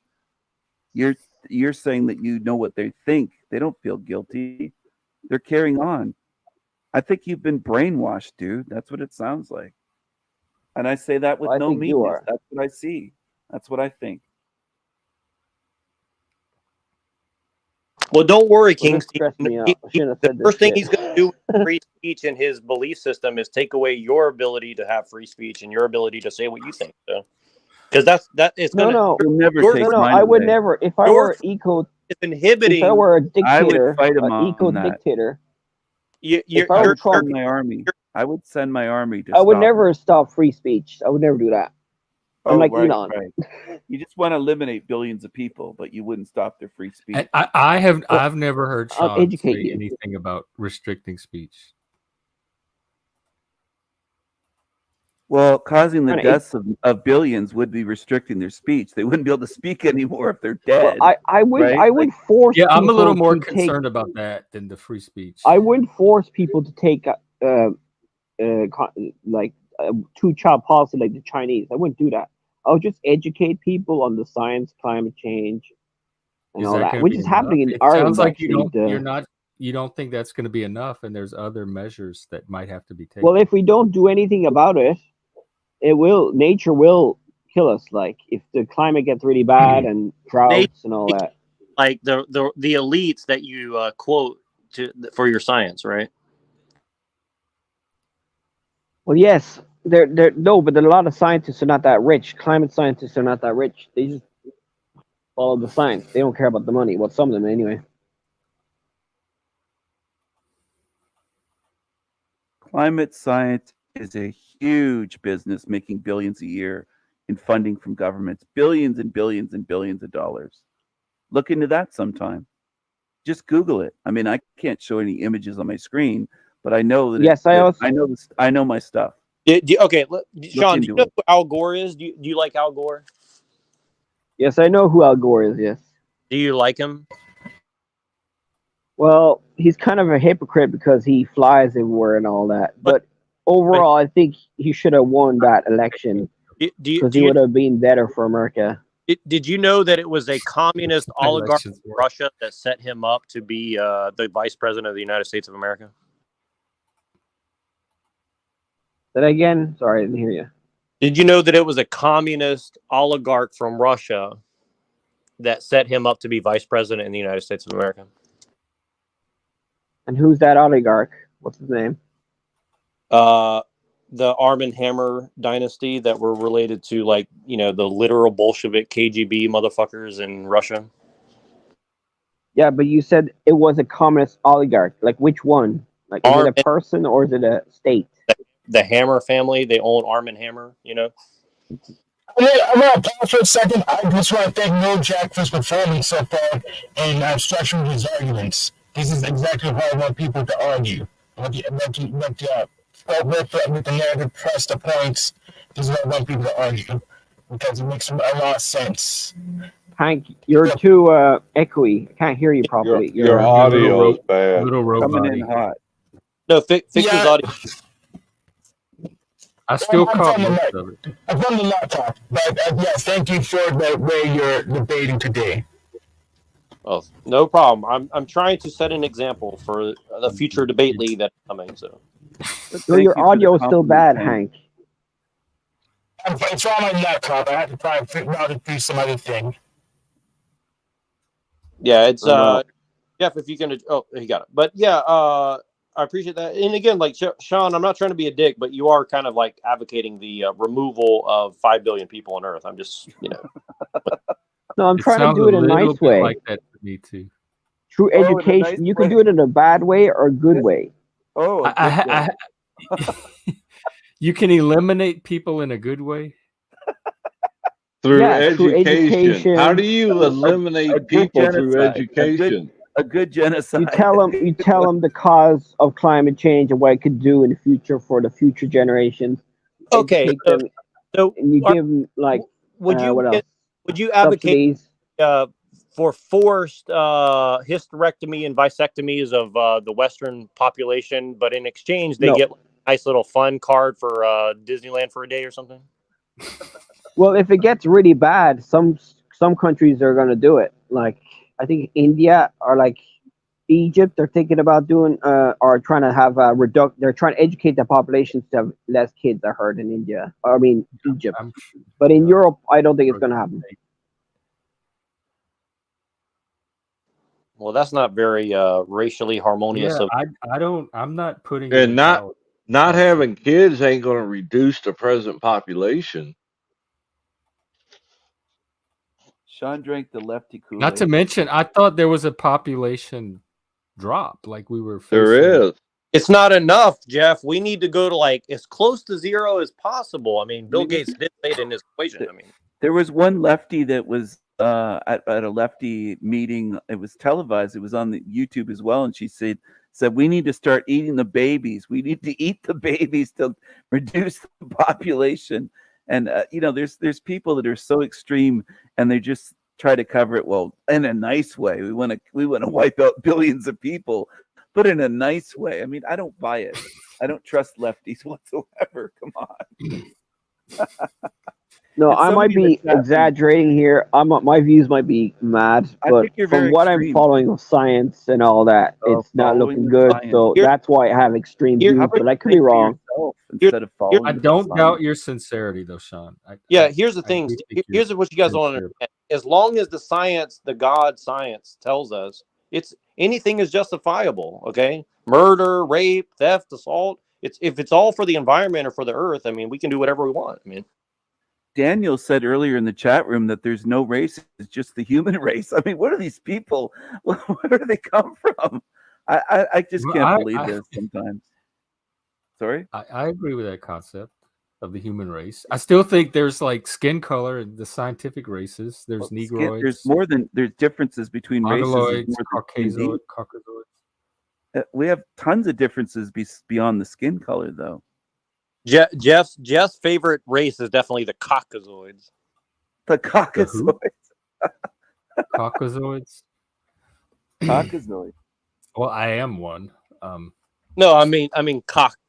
Emphasis on the cock. I go. You do good at a gay bar. You do better than I do over there. By But telling You know all those you know how to do all Jeff, those little nuances. Jeff, have you ever cocked you- an Asian? Sorry to get personal, but you know, Caucasian. Have you ever cocked an Asian? I don't let people into my bedroom. But do you ever think that overpopulation could be a problem too? well, we know. Yeah, what we but that's not what the numbers are looking like currently. We're dealing with. Yes, birth rate is down dramatically. well, what Yes, we in need. the Western world, in the Yeah. rich countries, but in the poor countries, it's increasing. But you said the poor. Overall, the population is growing by 80 million a year. You said that. Why do you think? don't Why do you think so. they're pushing all this trans stuff now? So people quit having babies. Yeah, well, what we need to do is to forcibly turn everybody trans, and we'll get our 5 billion done like peacefully. All we need to do is just cut off enough junk, and we'll be there. Yeah, will that do it? We don't have to kill whole humans. We could just cut pieces and put it on the mantle. We can just like how the men back in our day used to cut the head off a deer and put it on the wall. We'll just cut the head off her. We'll put it on the wall. Wait, they don't do that anymore? Taxidermy? They don't do No, that they're going to anymore? do taxidermy for your your parts. For your penis? Yeah, that's Look for what I the did but to only save the environment taxidermy though. Sean, are you for that or against Put that? some I'm just antlers on curious. it. Yeah, put some antlers on. Well, I don't think the trans are going to take over. I think they're just getting more acceptance, so there's probably more of them now. I think But they were just hiding or something before. And maybe it's something to do with like social stuff and maybe chemicals or something in the water. But you agree it's good for the Plastic and environment, right? You agree it's good for the environment that more people are chopping it off, right? Well, I don't know, you can still be trans and have a kid. You didn't answer his question, though. Is it good for the environment that there's more of them doing that today? Well, it depends if their lifestyles are bad for the environment, like polluting and all that. Well, that's your whole focus, right? Have loads of kids. Trans healthcare consumes a lot of resources. Yeah, It's like a long regimen of healthcare. That's going to be very resource consuming over a lifespan. Well, that's why it doesn't matter what it. They're going to popularize like just in your mind, doing it right, and then they'll have like DIY kits you can like cut it off. I still like who socially believes something enough to actually put themselves under anesthesia and have someone take a knife and cut off the jet. That's a extreme degree of like wanting to fit in with the in crowd. Well, I don't think it's. I'll be honest with you. I actually don't think that it's only about fitting in. I think that the people, for whatever reason, they actually do think that for some reason it is helping mental them. illness. I think it's mental illness. I don't think it's Well, just I mean, I trying to take fit them in. whatever it is. It's a phenomenon that's part of it. Don't have like there. I don't see any reason to restrict it for adults, even if they tell me they feel like this. Well, they're inside, forcing. It doesn't affect my life, then they're forcing it to be mandated that it must be paid for publicly, though, and especially for children. That's something I think we're gonna have to. Well, it's being done. The surgeries are being done talk to to as a children. society. They're giving them hormone blockers and performing surgeries on minors already, certain places. So it's already Yeah, crossed but that line. according to Lib, it's not in the rates that people think. Well, Lib's very biased because Lib, is one Yeah, of but them. he does. I tend to trust him when it comes to numbers because he knows what sources to. I Well, don't and trust look, him when it comes to Most numbers. He said unbiased that numbers from. he said the suicide rate goes down post-op surgery. I don't buy that. Yeah, that's what Daniel. That's what I've always thought. It was more body dysmorphia and cosmetic surgery as the intervention good or for the solution. It's just like a extreme version of body dysmorphia and But look, cosmetic surgery. scalpels are not that environmentally damaging, and it kind of, you get a 2-4. You get to remove some body part. You also get to reduce the population, so it's it's economic. Yeah, and yeah, it's like voluntary eugenics, really, when you think about it. So. You can compost the body Well, parts. Chris, you're trans. Let it tell us from your perspective. I'm transhuman, maybe. I don't know. I'm not. I don't know that I'm any longer a human being, but I am still a male as far as I know. It's my birth certificate says, and I still claim it, but I don't even know what it means, to be honest. What is a man? What is a man, really? I mean, am I a man? Is my beard a man? Is my dick a man? I don't know. What is a man?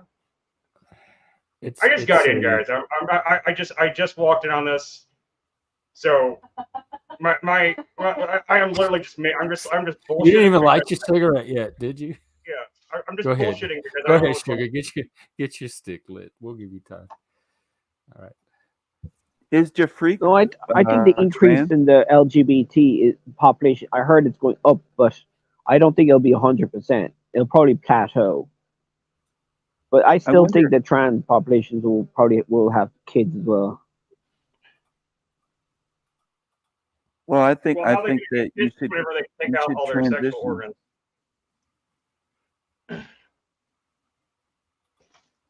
Do you? I think we should have licenses to have kids, and we can only have them grown in a lab, and they're only going to be born as trans. So they're going to be like lab grown, born as trans, and they're. I think Sean just talked to Boner. No, they're born. They're all going to be little Dylan Mulvaney's. They're going to be born asexual, genderless, and then that way, that when they get to a certain age and they decide what gender they want to be, then they can add on those parts, right? Yeah. You can be like Mr. Potato Head, right? These back. Mr. Potato Dick. You can Mr. Potato Dick or Mrs. Potato Vagina. You can go to Costco and rent your sexual organs for the day. Yeah. You can go to Walmart. Sean, do you get turned on sexually thinking about less people on Earth? Like if let's say the total population was under 500,000 for a number, would you be turned on if it was that? What? Well, as an ecologist, biologist, they probably would agree that 500,000 will be better for the environment, for nature, than 8-9 billion. But does it turn you on to think about such things? No.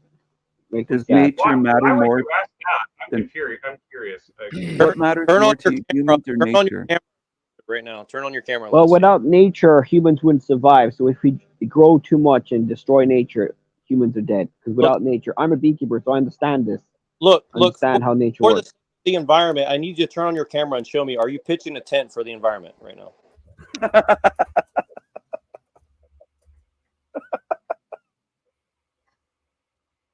Are you guys like proper don't believe in climate change or the environment? Are you guys like proper I totally believe in climate change. It's been proven all throughout history. The climate changes constantly, and I do think humans contribute to it to some degree, and I do think there are definitely problems that we can do our best to address. However, like most of the solutions that are being proposed are completely ineffectual, and will probably have no real effect in the long term. The best thing we can do is to forge forward and try to find technologies to actually help the environment instead of trying to pull back on everything, because we can't stop Asia and India from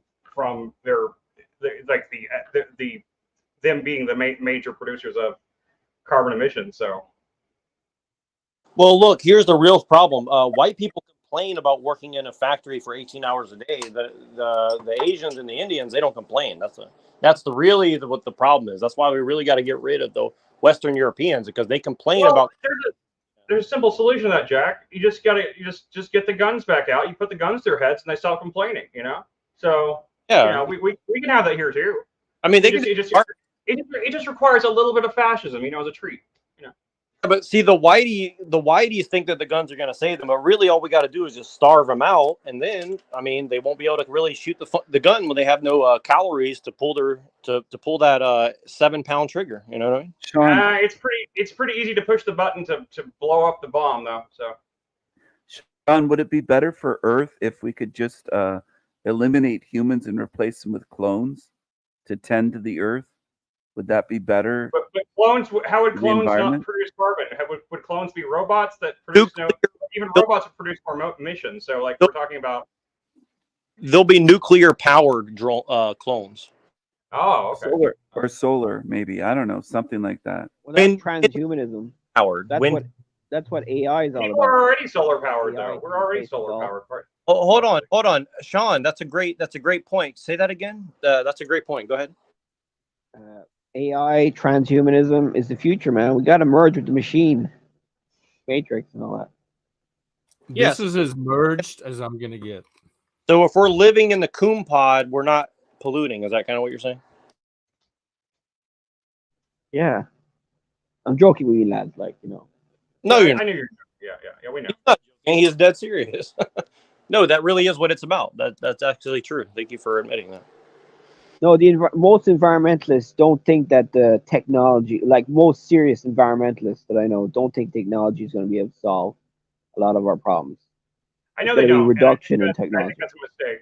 And I think population. that's a mistake. No. They do think that, but they think that the best way to do it is just to make us depressed, living in a little pod, connected to the VR system, and then when we're depressed, we'll just decide that life's not worth it, and then the 5 billion number will come about, and then from 2 billion we can take it down probably to at least 500 million. I mean, I'm pretty sure. Step 1, 2 billion. Step 2, 500 million. Step 3, 500,000, and then after that, I mean, but you probably think that the vaccines were made to kill us all, and that God is coming back to Israel to bring back the Messiah. Do you think that? Do you believe in religion and God? Don't be anti-Semitic. I mean, those Jewish people in Israel do believe in God, allegedly. So I mean, don't be against. Yeah, them. but you probably think that we have to have as many kids as we can and do whatever we want and not care about the environment. Right.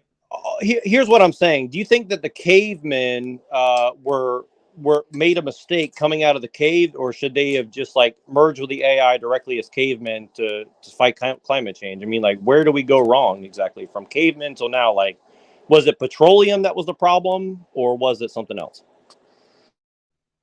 Fossil fuel the problem, right? And also, you can still destroy the planet by overpopulating without releasing fossil fuels. Managing this technological system, control the entire Earth population via technology and petroleum products, and you think that you can trust that they are going to have the best interest of quote unquote 7 billion people on this planet with all the power that they wield, right? You think that they're just so concerned about the health of the Earth or the health of the people who live here now that they've got control of 7 billion people on petroleum and technology. You think that they really care? Well, the fossil fuel companies knew about climate change. They had scientists studying about it in the early days, in the 70s. And they decided not to do anything about it. It's like the cigarette companies. They knew that it was bad. Think that the people who Exxon governments. I just saw a documentary. Exxon. You're avoiding my studies. Question. You're avoiding my question. My question is: ask it again. Do you think that the people who control the governments, the mega corporations, the petroleum products, and the technology, who are basically gods on Earth right now, essentially for all intents and purposes? Which corporations control the government? That's news to me. Well, who do you think wields more power? People who control $1 trillion of assets, or people like you and I who are on a stream talking about it? If you prove that the $1 trillion has more power. My point is, those companies that control trillions of dollars of assets. It's an assumption on your part. You believe that people with more money and power have more influence on politics, but that's nothing you can prove. or Okay. show? I think you actually can prove it to some degree. Well, then do so. That's what I'm asking for. Okay, And except it's when they certainly admit not to this level of like global Ex- control Except system. when Rockefellers admit to it in their memoirs and their writings. Money's always been in politics, and yes, it has an influence, but quantify it and show it to me. Okay, well, Show me this influence. okay, well, either way, that Because money in they're right. politics is not global, like conspiracy, a global conspiracy to dominate Well, and enslave humanity. There's a big leap from that to what you're talking about. regardless, they're formulating plans by which governments are seeming to take action like along these lines. So whether they wield the power or whatever, I mean, however you want to plan like a bill. There's a bill in Congress. Yeah, but again, whoever's running these giant corporations, let's just assume, like, if they cut off oil to the United States, for example, people will die. Do you accept that, Jeff, or not? Didn't they do that during COVID? And I mean, if they completely, or let's say 30%. No, they didn't completely cut it off, but like there were certain countries that had to step in and compensate. And I think people did die. Louisiana was part of that. Yeah. So, anyways, my point. Post something backstage for proof. Yeah. Okay. Either way, look. Do you think that the people who control petroleum in this earth, have the decision of life and death over billions of people? I would have to argue that yes, of course, because we're completely dependent on. Okay, but that's not what we're talking about. There's plenty of institutions that have life or death over billions of people, if that's the issue. I don't think there's a lot of institutions that control the life and death of billions of people. I mean, there's enough. Yeah, pharmaceutical companies. Not the only one. Without that, like, medicine, we all be dead. Show up in various sectors of society.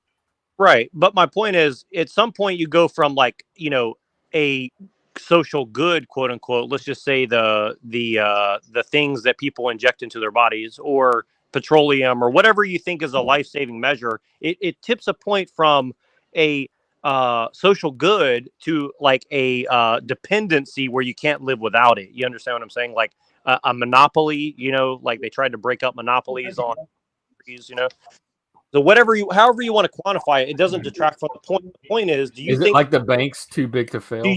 Yeah, my point is, do you think that the people who control giant sectors of the economy are actually concerned with the health and well-being of 7 billion people on the planet? I don't know, because we're talking about thousands of people who all think and feel differently and make decisions based on the different sets of values and past experiences. They're not fucking all coordinating into this big hive mind with Dr. Evil behind the desk sucking on his pinky finger. I never said that. That sounds ridiculous to me. Even if there's these thousands of people at the top, they're not all wanting the same thing. Oh, exactly. Even if they were, or whether they're not, it doesn't matter. The point is, they do have control over a lot of people's lives, correct? They don't have control over our government, and that's the only thing I care about. Like, that still belongs to the people. You think that they don't have control over our government? Why would you think? Show me the control. Chris even said he could show me. He's like, "Oh, that's easy to show." So I'm still waiting. Well, there's lobbyists, and lobbyists. I mean, lobbyists is not control. It's fucking influence. Learn the difference between influence and control, or conditioning and programming, or education and indoctrination. You people are collapsing some very important category distinctions here, and it's making you look foolish. Okay. So you're saying that because people believe in it, like something like the U.S. dollar, for example, right? Okay, if people stop believing in it, it would collapse. Yeah, duh, of course. But the point is, who's believing in a dollar? You're talking about the liquidity of ideas. You're saying, well, if people didn't believe, wake up and say, I don't think the dollar is a real thing anymore. I don't think the dollar exists. No, but that's what you're saying. You're saying essentially that. No, you said that. You said I didn't say anything about waking up and you're believing in. You're saying influence. About the dollar. Look, calm yourself down. Look, the you difference. Brought that up, and then you said I said it. That's gaslighting. Don't do that shit on here. Look, listen what you're doing. Look, you said know the difference between control and influence. Okay. Yeah. Okay, so people are influenced to believe in the dollar, and so I'm using it as a. They're not controlled or influenced, and you don't have to believe in the dollar. Doesn't require your belief. It's just a tool that you use. The actual value of the dollar putting gas in your car requires belief in gas. On people's confidence in the dollar is the value of it is based on people's confidence in it. That is true. The way money works, like in my life, and admittedly it's limited, you have it either cash or in the bank, and you like go to the store and you spend it and get things, or you go online and you order things, or you pay for services, something. That's none of that is control. None of that requires belief. I don't like, oh, I believe I have money. I'm going to go grocery shopping and believe that the money's. Nobody thinks like that. So when I said that people control the earth through petroleum products, and you say, well, they're just influencing our government, they're influencing the petroleum markets. I mean, whatever you want to call it. What do they have the ability to do? What control the earth to do what? Are they helping it to orbit through space in a certain? What are they making the earth do? Are you using the earth to mean mankind? We're talking about people. We're talking about people. So the corporations control people. I'm not aware of me being controlled by a corporation or anybody really. Well, do you I wake up and I decide what I want to do and I do it, and nobody tells me to do it or stops me from doing it. Do you think that Noam Chomsky's idea of manufacturing consent is just totally irrelevant, or do you think that he's full of shit, or like what? It's probably irrelevant to this conversation. So what did he talk about in that book, Manufacturing Consent? Is that about media propaganda? Oh, Jack, by the way, I have a video for you I started watching today that talks about this. Okay, great. Well, let's start watching it. Maybe it'll help us get some. I didn't mean well, I mean, I'm just saying, like, if you want to, it's from Deep Noetics. I don't know if. Yeah, I just don't know like what we're arguing about. It's like seems like it's an hour. It's an hour long, but I'm going to post the link because I think it's I think it's going to have a lot of relevance for you. Yeah, I'm making my way through it myself. It explains how all this programming and mind control works. Well, look, what's the actual theory behind how it works? Right, but so you think that it does work? I mean, obviously, there's some. No. I am not, because, and here's the part that gets left out of a lot of these conversations. The way he talks about it, the field of action that it works upon is the unconscious, and I'm not even convinced of the unconscious yet. So that is a concept I have not 100% signed off on. So if all of this depends on something that I'm skeptical of myself, then it's not going to get very far with me. Sure. Well, look, your reluctance to believe in it doesn't bear out that a lot of people within what we would colloquially call halls of power do act as if they're subconscious and they are able to program humans. Now, whether they can or not, that's a different debate. But they do act as if they can, right? So. Wait, say that again. They can. How do you know they can? You don't even know if they do. You're just assuming they can. No, you're not listening to what I'm saying. I said they act as if they can, and they seem to project out into the society that I don't know what you're seeing. I don't even know what you're looking at when you say it, but you're seeing something. The do people you know that come on the stream and see all this stuff off of other people. Okay, I don't have those like. So you understand where I could see that they're having congressional hearings. You understand that they're having congressional hearings about how algorithms are damaging people's brain and right now. You know what I mean? Like, you understand that, right? No, I didn't know they were doing that, but that's interesting. Okay, so if maybe that's a level of evidence you could go and watch. Like, okay, that is a congressional investigation or research or inquiry into it would carry a lot of weight with me. Stuff like that. I love reading court documents.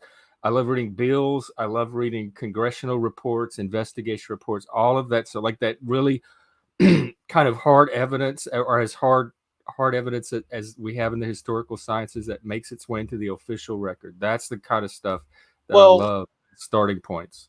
But you can also like just say from your own experience, like, when you were a kid, you kind of went outside and played, and now you look at the kids and they have like they have like a supercomputer in their hand. Yeah, because technology. Like, we also watched TV and talked on the telephone, and our grandparents didn't do that. But it's not. But you can definitely say they adapted to the technological environment that they're growing up in as well. It's not a one-to-one the same as like us sitting down and watching TV, then going out and doing other shit. You know what I mean? Like, there is a difference, right? There is definitely a difference between the way this generation is growing up and the way we grew up. Right. And so all I'm saying, I've seen it with my nieces and nephews. I've seen it with my friends' kids. I've seen it with kids in general, like younger people in general. Right. And so all I'm saying is like that does affect your conscious or subconscious, whether you believe in that or not, is beside the point. Wait, Like what does? What are you talking about? the way you live your life affects the way your brain works, your consciousness works, right? Like it has some effect on you, right? Yeah. Like if you're out in the field like herding sheep for your whole entire life, that's a very different lifestyle than sitting on a computer screen for 18 years of your life, right? That's nature nurture. Nurture has an effect on people, yes, or can. Of course. Are you saying that I'm programmed? I'm being propagandized with the mind control? You sound a stuff? little radicalized. Actually, you Yes, you sound do. a lot radicalized. But you said you don't believe in that, Jeff, so. Like, is radicalization programming? Absolutely. But on the environmental stuff, If I you am. call But that's it because radicalization, it makes more sense, and I know better what you're talking about. But also, it applies to a very small portion of the population, so it's not like mass mind control. yeah, and These people get there's always, radicalized over time from specific influences, and in and science, they there's themselves are a specific type that are vulnerable to radicalization because not everybody's going to get radicalized. and in activism, it's only 3% of the population that can change politics, like in revolutions and stuff. In science too, a minority of scientists can change science. So majority of scientists believe in climate change, but if a minority, let's say it's not true, and then all the other scientists have to critique him and find out if he's right using the scientific method, then that minority will be the majority in the future. But that hasn't happened yet. So we have to trust the scientists now. And that's why a lot of people don't like climate change stuff, because it's going to affect their lifestyle, basically. Right, but what I'm saying is, if you believe in it, why don't you be the first of 5 billion to go ahead and get rid of yourself, so that way you can help us see the example that we need. He said he would. He did say earlier. Yeah, I did. I'm doing things, but I'm not like that extreme. Like I'm not gonna. I might have like one kid or. Also, it's too extreme, like me. But it's not too extreme for other people to do it, right? I'm doing it now. I'm trying to educate you in the ways of the force. Not well though. I don't hear purity in your voice. I'll be honest with you. The thing that helps the most for me with education is like hard facts. Charts, I kind of think he's sincere. Articles. I did put up the link I put in the back chat is Google's AI answer to about the fact that people believing in the dollar is actually that actually has how fiat currency works. It's actually consumer confidence or investor confidence. Yes, consumer confidence. That's not like believing the dollar exists or not. That's having faith. It's different type of belief. I'm talking about the epistemological type of belief. Okay, well, that's just like that's a semantic thing. Like I didn't mean that. What I meant was like the consumer confidence in the U.S. dollar determines its value. Well, that's what I said. It was weird to me the way NeuroJack was phrasing it at all. Like it was totally confusing me. This believing in money thing. Remember the other night, or was it last night, yesterday, Jeff, when you believed DeFreak? He admitted in the chat room he is a troll. He's been slandering me. He wasn't sincere.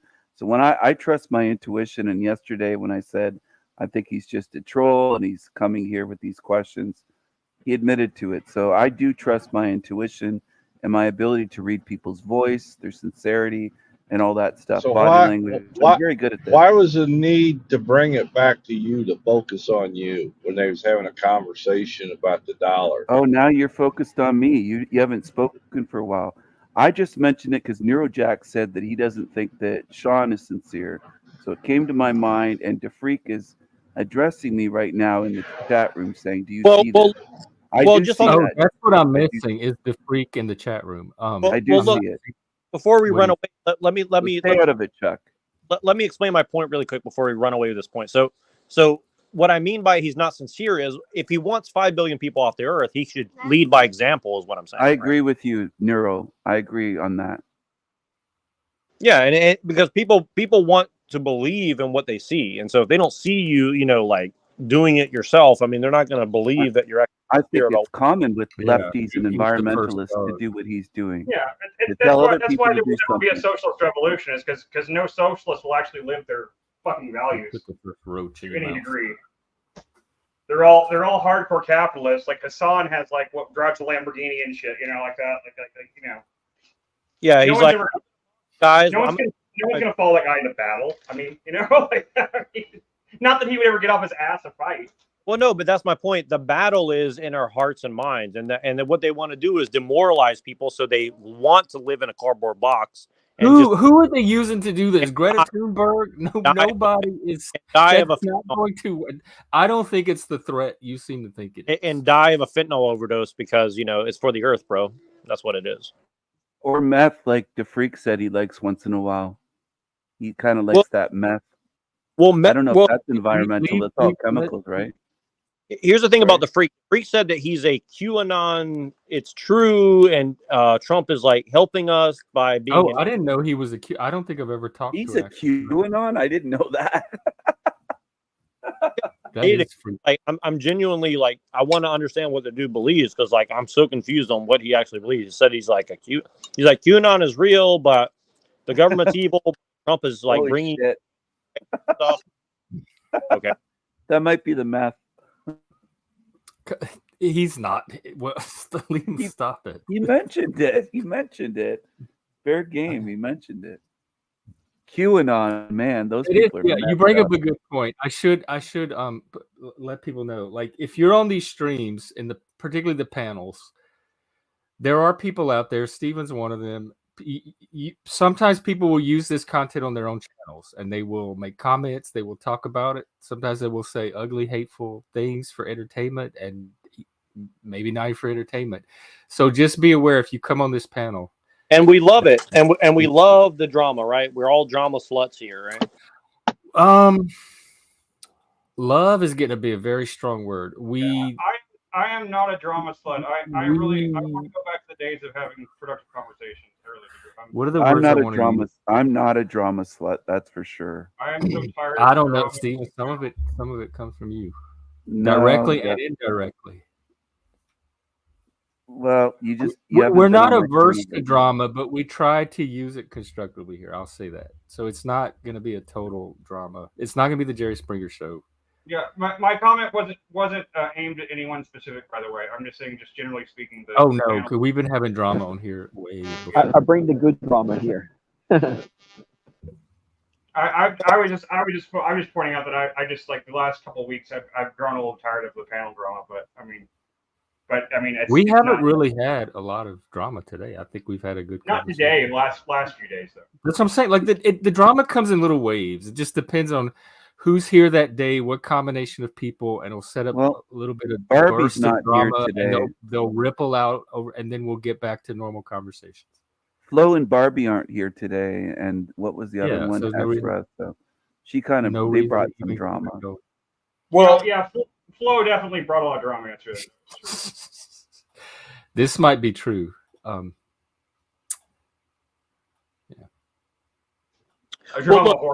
Slut was in reference to Flo's picture, because he has like a picture that says drama slut, so that's why I said that. But no, but look, I really don't have any hate towards anybody or anything. But I mean, I should, but I don't. But my point in bringing all this up is, like, I did hear some of the conversation yesterday, and I think that we should try to put on like some fundraiser events. First of all for Chris. And I like that idea. If we're going to have all this drama and shit, let's do it for a good cause and try to help each other start businesses and make money and, cross-reference. I mean, what are we all here for if we're doing it for free? I mean, maybe some people are getting paid by some, Mossad or some shit, but, I'm certainly not. And I'm sure most of you. So, I keep applying, but they keep ignoring my resume. So fuck those guys. Yeah, I thought it was a great idea. We all did, so I still do. I have some great ideas that don't involve drama, but there's a lot of haters over here in the chat room. I promise you, Jeff, when you're on my show as a guest, you won't get so much hate from people in the chat. I've got really intelligent, respectful people with Not gonna know manners. what to do. Well, you must have the only intelligent, respectful chat room in all of the internet, because every single stream I've been on You has must not have seen more, my channel has then. more toxic has more toxic. He runs a comments. tight ship over You'd there. actually though. look at my channel, you know, instead of assuming. I have looked at your channel. Very I different. haven't looked. I haven't looked at the comments much. I have looked at your channel. I've looked at some of your content. I've I done haven't live looked at your streams content. since I haven't looked at your November, comments. so very different in the chat rooms and comments on my channel. Yeah, I haven't been on a live stream I here, call so I it have looked taking at out your the channel. trash. I put up a trash truck and I take out the trash. I don't keep it around. Well, that's good. That's what I do. I think that's good. But I think Dahlia, she's been talking about me and Daniel and different ones in the chat. It's like I'm living rent free in their heads. I don't even know these people. I don't even know them, and it's like they're obsessed with me. It's incredible. But I'm glad I don't have to live that It's way. always a little confusing for me too, because a lot of the people that have been in the comments lately, like going off on stuff, are people that we've had good conversations with on the stream before. They've come on the stream and we've talked to them, and they've been they've been nice and supportive, and there's just certain people that just trigger certain people, I guess. I don't know. It's kind of weird to me, to see how much. No, it's bigger than that. It's a group. There's kind of a group that's going on. It's a group. It's not just it's people. It's bigger than that. And as an aside, but maybe related, maybe not. Have you ever heard of theosophy before, Stephen? Yes, I have. Do you think that there's any connection to some of this trolls and government stuff and evil stuff that we see going on in theosophy at all? With yes, I actually do. There is a connection with that, and with Crowley and the OTO and certain things like that. These groups don't exist just for no reason to do nothing and then carry on for decades after the deaths of Crowley and Blavatsky and people like it. It carries on. Let's be honest.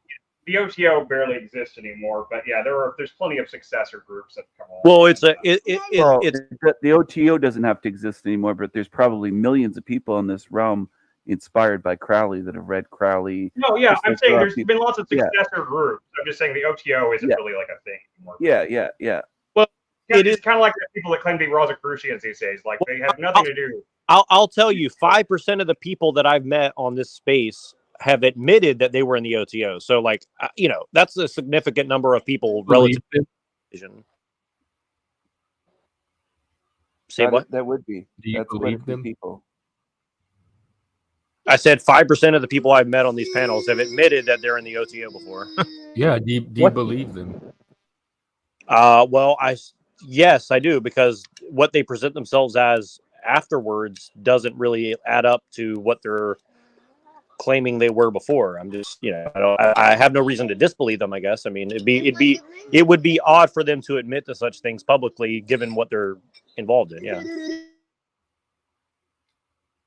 Okay. Who do you think, environment? Are they part of secret societies or cabal or? I don't know. I don't know much about it other than the term theosophy keeps showing up everywhere I look when I start looking at a lot of the shit going on. Well, Madame Blavatsky was a crazy old bitch, so I don't know. I'm not really scared of theosophy. Crazy old bitch. She was a crazy old bitch.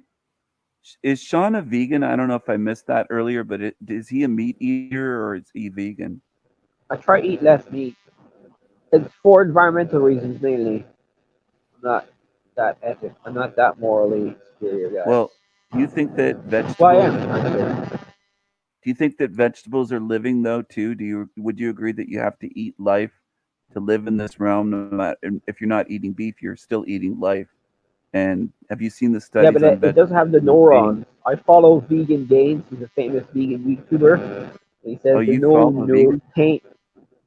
Gains. He's a famous vegan YouTuber. I've seen that. He's nuts, man. That guy.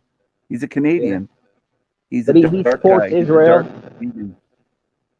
You follow him? Yeah, he supports Israel. He's a bit right wing. He likes guns. He's not really pro immigration, so he's actually quite strange. He's vegan, but also right wing. Funny. Well, did you know that vegetables can feel pain? Plants can feel pain?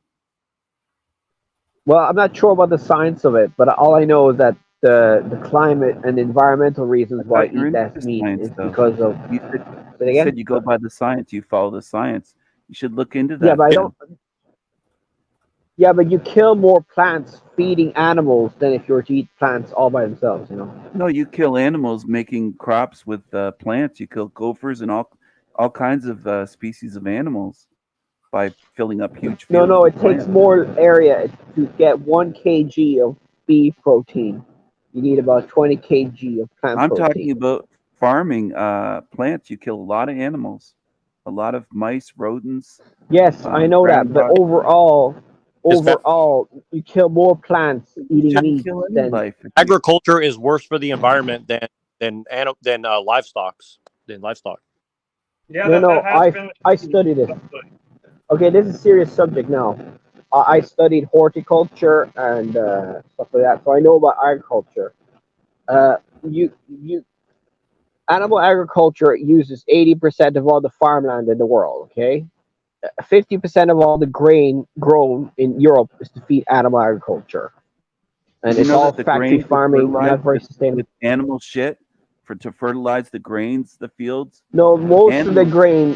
No, most of the grain fertilizer. No. Your mic really Okay, is bad. I'll reply. Sorry about that. No, most of the grain now is fertilized by artificial fertilizer using the Haber-Bosch process, which uses gas to make nitrogen fertilizer, and mining, which is for phosphorus and potassium. They're all mined. The nitrogen is made by natural gas.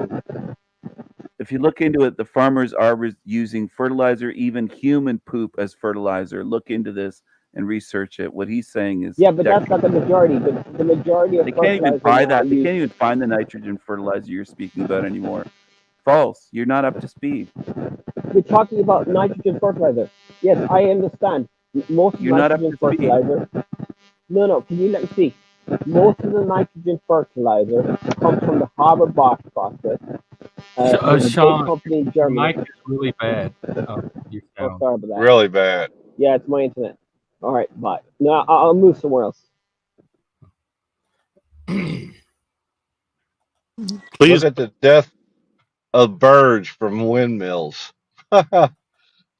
Phenomenal. John, you should go to Africa and talk to them, and also go to Switzerland, where the rich people who own petroleum. Stop by India and China on your way. Yeah, go talk to the guys in Switzerland who own most of the major financial institutions and stuff like that. And Sean should. Isn't it India African that's using? They're made out of wood. Isn't it India using human poop for fertilizer? So is USA and Canada and other countries, Australia and Haiti. I looked into this. So Sean, you're wrong about a lot of the things that you've been saying. A lot of it. You got to update your knowledge.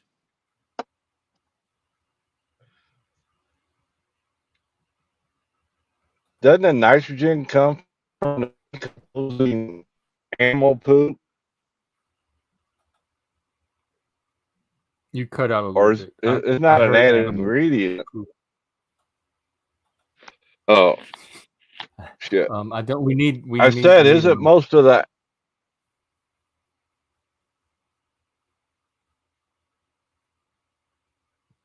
I think you're cutting out. You're on mute.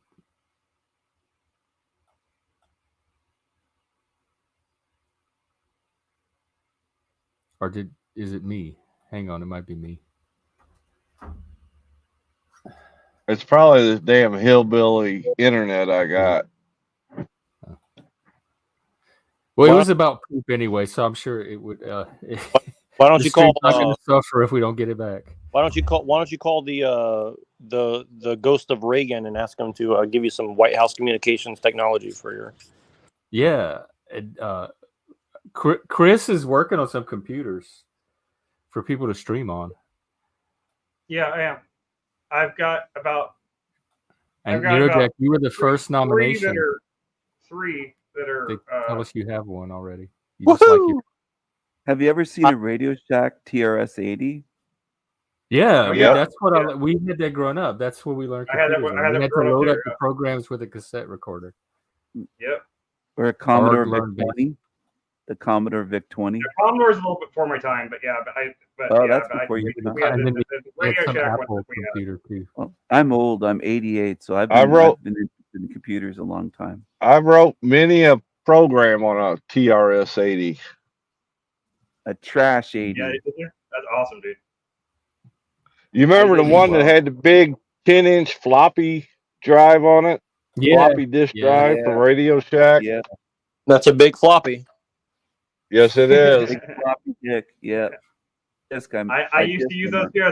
That's how you load up. That's how you loaded up MS DOS. You had to put the floppy in to load MS DOS up, and then you could like swap it out. No, it was PC DOS before it was MS DOS. Well, but at the time, that's what I remember as MS DOS. I mean, you're right though. But yeah. I think we should force kids to grow up until 8 years old on only like Oregon Trail level technology, and then from there they can kind of learn. I think they ought to have to live the Oregon Trail. Oh, even better.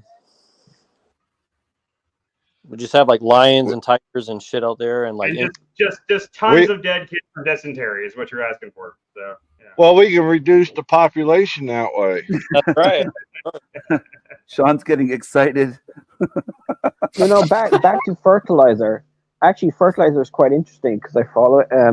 So nitrogen is the main fertilizer used for plants, and that most farmers nowadays use artificial fertilizer, which comes from the Haber-Bosch process, which is invented after World War I by a German Jew, and he got Nobel Prize for it because if he didn't invent that, there would have been a famine in Europe if he didn't invent that process, which basically uses natural gas, and converts it using pressure and heat to make nitrogen fertilizer. And without that invention, 4 billion people wouldn't be alive today.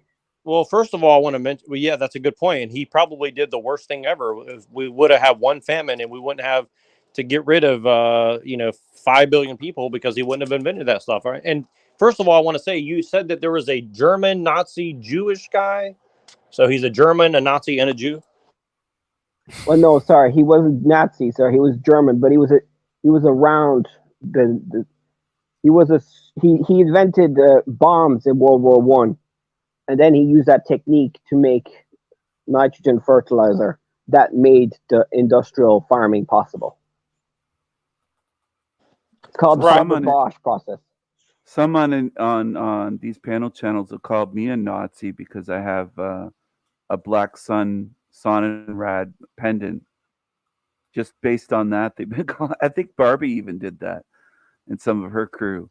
But I mean, yeah, you sling that word around, Sean, like anybody in Germany was a Nazi back then. It just sounded weird the way you said it. Well, no, sorry, I made a mistake with him, but he worked with I don't think he worked with the Nazi party, but he worked with governments that were pretty bad. Not all Germans are Nazis, right? Yeah, I know that. I'm just saying he was a politician. He was a scientist who worked for big guys in Germany. Yeah, but not all Irish guys are leprechauns. I don't know if you're small. Yes, they are. That's a lie. They're all leprechauns, I swear. Well, I also wanted to say, it's kind of a weird thing you're saying, because what you're saying is, if it wasn't for this one guy inventing that technology, we wouldn't have to get rid of 5 billion people. I just want to make sure that that's clear, right? So what all we need to do is just remove that technology, because we're already stripping the soil of its natural stuff by the way that we're doing our stuff now. So, basically all you're saying is like, we just need to stop using that technology and people will just kind of go away, right? No, there's farmers now trying to change the farming ways by veganic farming, permaculture, agroforestry, organic farming. There's loads of ways of farming that's better than what we're currently doing it. Europe could probably feed more of us. But hold on, Europe has some of the cleanest food in the world, and you're saying that those farmers in Europe are, bad right-wing Nazis because they don't want to let the land go back to the wild. But you understand, like, you're going to give control over to, giant Nazi corporations in Switzerland who were basically funding both sides of the war back then, right? So, I don't understand your. No. The government wants to subsidize farmers to give more land to nature to solve the insect loss. Like there's 80% reduction in insects because of pesticides and herbicides. The soil is becoming infertile because too much plowing and glyphosate and all the bad things that we put on our soil. Right. So the government are trying to subsidize the farmers to reduce that, and they're going to give them money for environmental causes. But the farmers don't want that because they know they're not going to make as much profit. Pesticides are the problem. Why not just get rid of that? Because it seems like that's what's killing everything, right? It's not the farm chemicals, right? Plowing is also a cause of CO2 emissions and loss of soil structure and soil carbon. So if they did less plowing. You're conflating two different problems. You're saying, well, see, this is the problem. You're conflating the problem of CO2 and the problem with dumping massive amounts of poison into our soil that will never go away, right? Like I'll be right back. I'm cooking a steak. Hold on. I'll be back later. Oh, all right. You're going to get a knock on the door for polluting the environment with that steak. So anyways, so look, here's the thing though. Like, do you understand what I'm saying? Like you're conflating CO2 and dumping millions of gallons of poison into the soil that will never go away. You understand? Like, no, some things are worse than others, like pesticides and herbicides. So, we could probably reduce, but I'm not saying ban or dumping chemicals into the ground that are killing everything, including human beings. Yes, it's all bad. I'm just saying that farmers are going to have to change their ways, and they don't like that because they know that they're probably going to make less money. That's the main reason. Well, yeah, you have to run a business to like survive, and running. And farmers are not like rich people in general, except for like the big corporate farmers. Like most of them own small farms, like struggle. Like it's not like like small problem. So do you understand that you're basically gonna lead to like a reduction in the quality of the food in Western Europe, right? No. I think if Europe just ate 50% less meat, there'll be 50% of the land would go back to nature because that's how much land. And you probably lose about 50% of your IQ if half the population's not eating meat, dude. You know, like no, we eat too much meat anyway. We need to subsidize B12. By what? You don't need a lot of IQ backwards. So by what metric do you measure human health? Do you think that humans eat too much meat? By what metric do you measure that? Well, for saturated fat and for like obesity and all that. Dairy, sugar, saturated fat usually comes from dairy. Sugar is bad too. Saturated fat comes from meat. Cow milk is less healthy than eating soy protein grown in vast amounts of pesticide and processed to death, where you take all the nutrients out. I mean, are we just going to have like a bunch of goop sitting on most of the GMO sprayed crops that are grown in this planet are to feed animals, okay? And we eat those animals in horrible conditions, okay? Factory farms. So if we just add less of it, the meat will be more expensive, but it'll be organic, free range. We can have still meat. It'll be better quality meat. Only the rich people asking for these policies. There won't be any poor people, so it won't matter. They're in the volcano.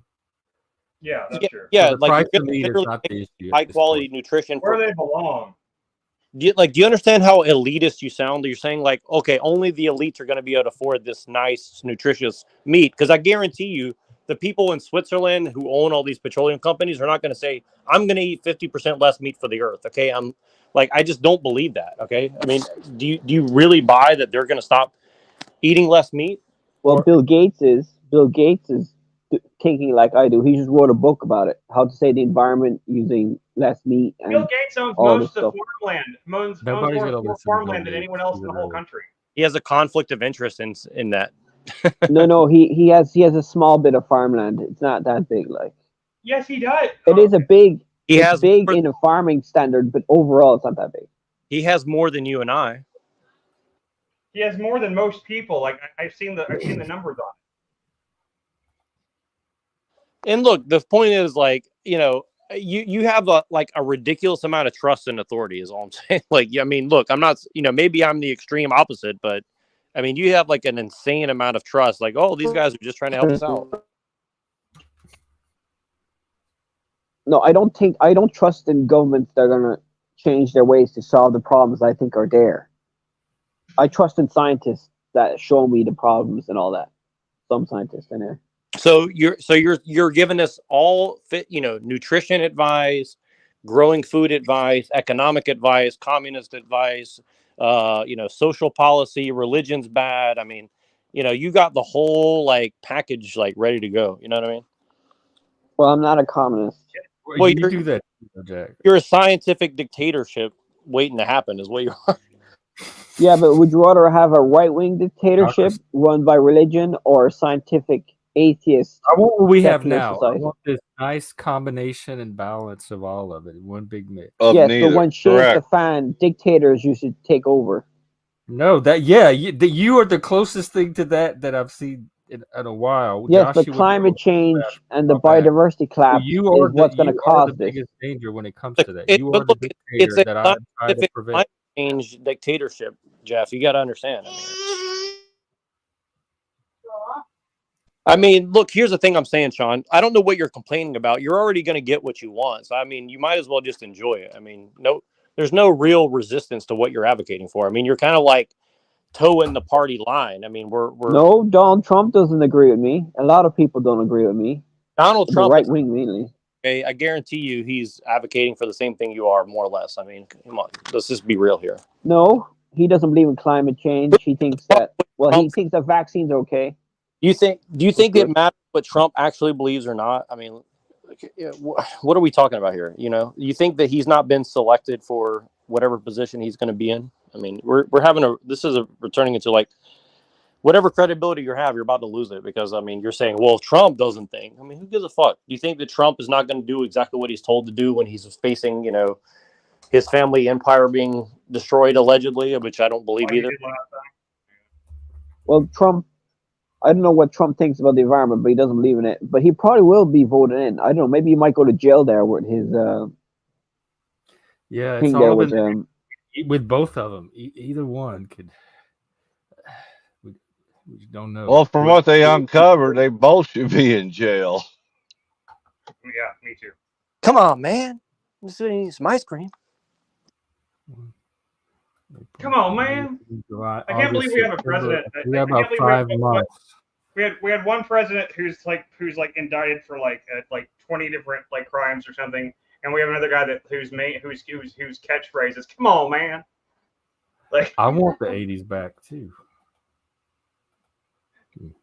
But then I'd have to go through puberty again. Well, the 80s are bad for the environment, Jeff. You need to. I don't care. I don't care. You need to check your. I don't care how much carbon, ozone, whatever. You need to check your white. And I'll give Clinton credit. He did have a balanced budget, though. I'll give him credit for that. The 80s were fun, and people knew how to laugh at themselves. They knew how to take jokes. I think the 80s might have been like one of the mentally healthiest decades in our lifetime. I don't know if we've seen anything like it since. I was the cause of one of them movies. Huh. Probably because of technology that fucked everything up. The phones and the internet. Yeah. Isn't the internet has made it worse or better? I think it's like it depends on what metric and how you're going to quantify it. Like I know in my life, the internet has expanded. It expanded my life. Like it expanded my reach, my opportunities. So it was almost 100% a positive for me. But I know how to use social media. I had a whole life. I was like almost 30 years old by the time I got the internet, like America Online. I think I was 28, 29 years old. So I had an entire life outside the internet before I started using the internet. So I had this, I knew how to think critically. I knew how to sift information. I knew how to interact with people and all that from real world. So I had all this skill set I could apply to it, kind of make sure that my experience went well. Yeah, people that are born in it and this is all they know. I don't know what they're getting or what that's like. Well, they don't have the perspective, so because they have to build all of that from the internet. It's like from their interactions on the internet itself. And I had it all built up from the real world before, and I engineer the internet computer space, and then we'll live in the real world, but in the VR system. Jeff, but without the internet, you could be like in a gay club to this day, you know, with actual I hated the gay clubs. No, but I mean, like, you know, like a specific, you know, you could have your own, you could own your own, and, you know, like have a membership, and, you know, like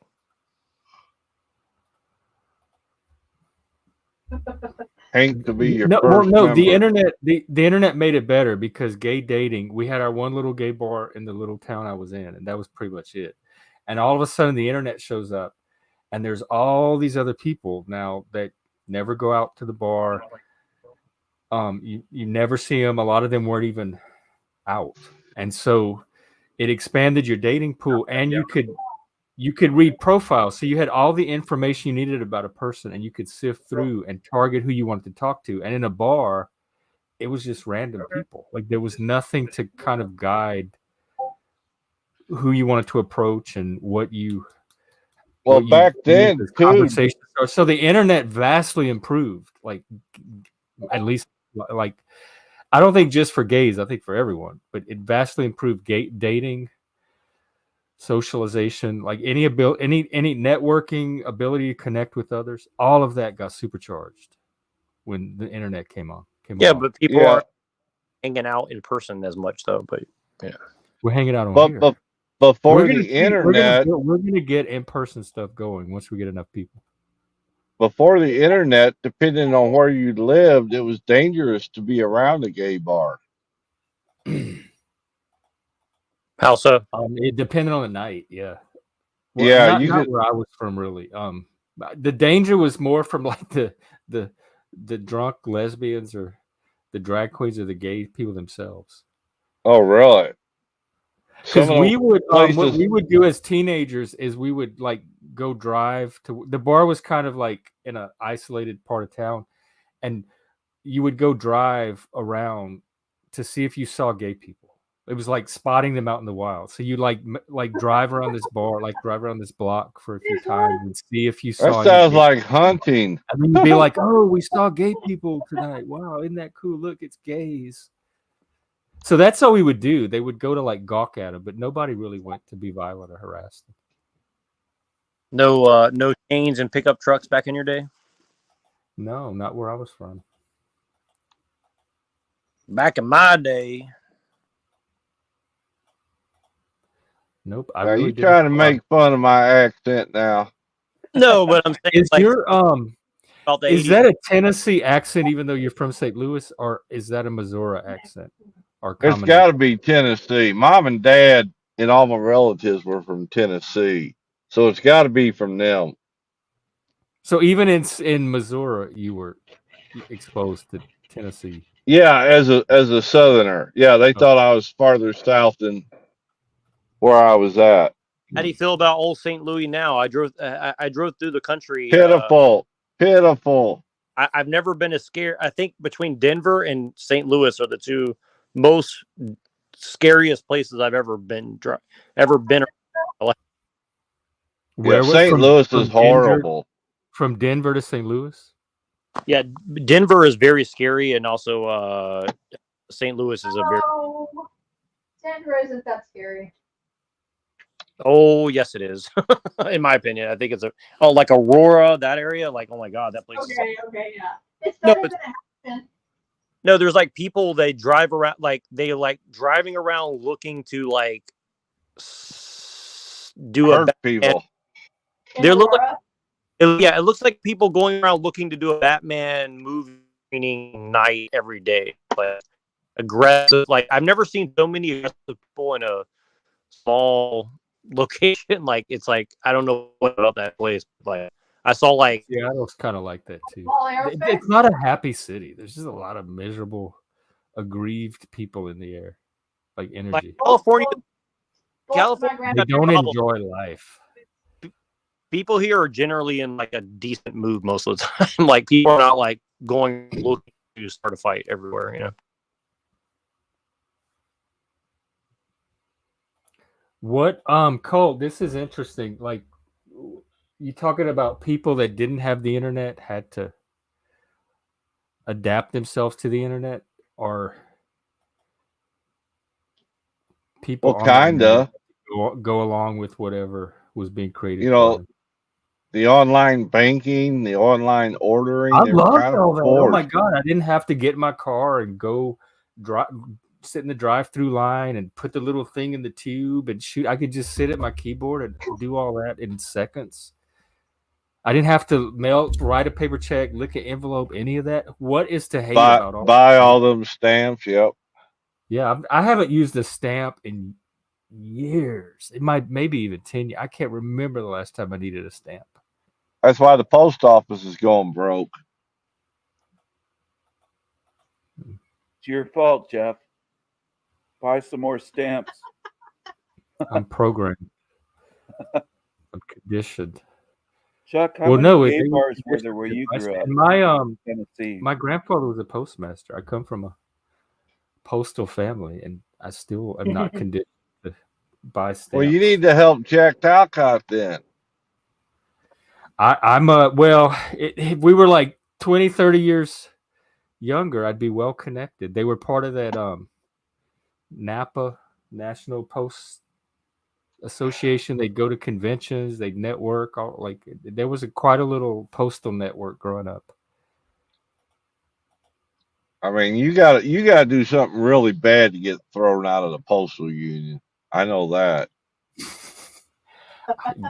You have to go postal. Damn near. Come on, you can work here and we tolerate a lot. But the minute he did go postal, that's what happened. Don't go postal at the post office. That's the one taboo. Well, he flew all the way to Washington, D.C. to go postal. Yeah, I remember that. I admire that, though. That's a lot of pluck. Balls? I took some balls, that's for sure. I admire people that try crazy things and ideas. He just went about it the wrong way. All right, well, I'll see you guys. No, thanks for the chat. Crazy chat. All right, sure. Sean. All right, bye.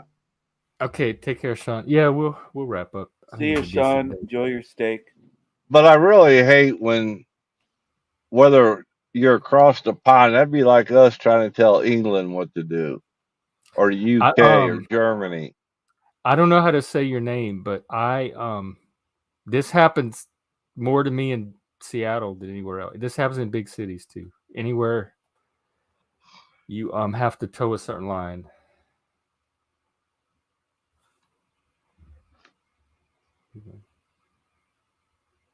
Or did we solve the world's problems today? I hope not, because I need every day to keep the stream going. I rely on the world having some problems. So there'll be new problems tomorrow. We just solve them, and then the next day we just get new problems. They recycle, though. The same problems will keep showing up, I'm sure. It's a recycling center, this whole system. But eat more steak, everyone. Eat more steak.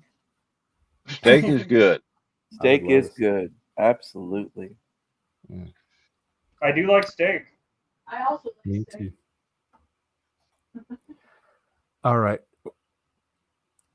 Well, I tell you what, I'll go 3 more minutes, so I'll make the 3 hours, and then make it an even. Yep. Yeah. I'll play tonight by ear. I'm starting to get into the evening streams more and more. Are you? What time are you going to go if you go? I want to do a 24-hour eventually, like not me, but like a team of us that just keep a stream going, or like a network of streams that can run for 24 hours. So there'll always be a drop in.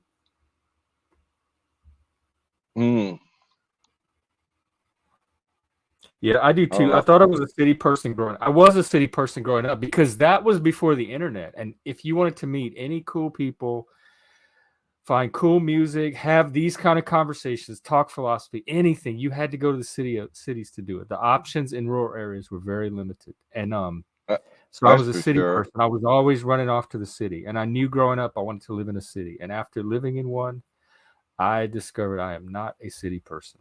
I like me either. small cities like or suburbs, or I could easily go live out in the country too. But with the internet now, I have access to all of that intellectual stimulation that I didn't before. So now it's not an issue. I think I could easily thrive in a rural area. I prefer my kingdom. I don't want to live in someone else's stupid city. Yeah, not all of us have that option. Better, and my kingdom is serve like in heaven.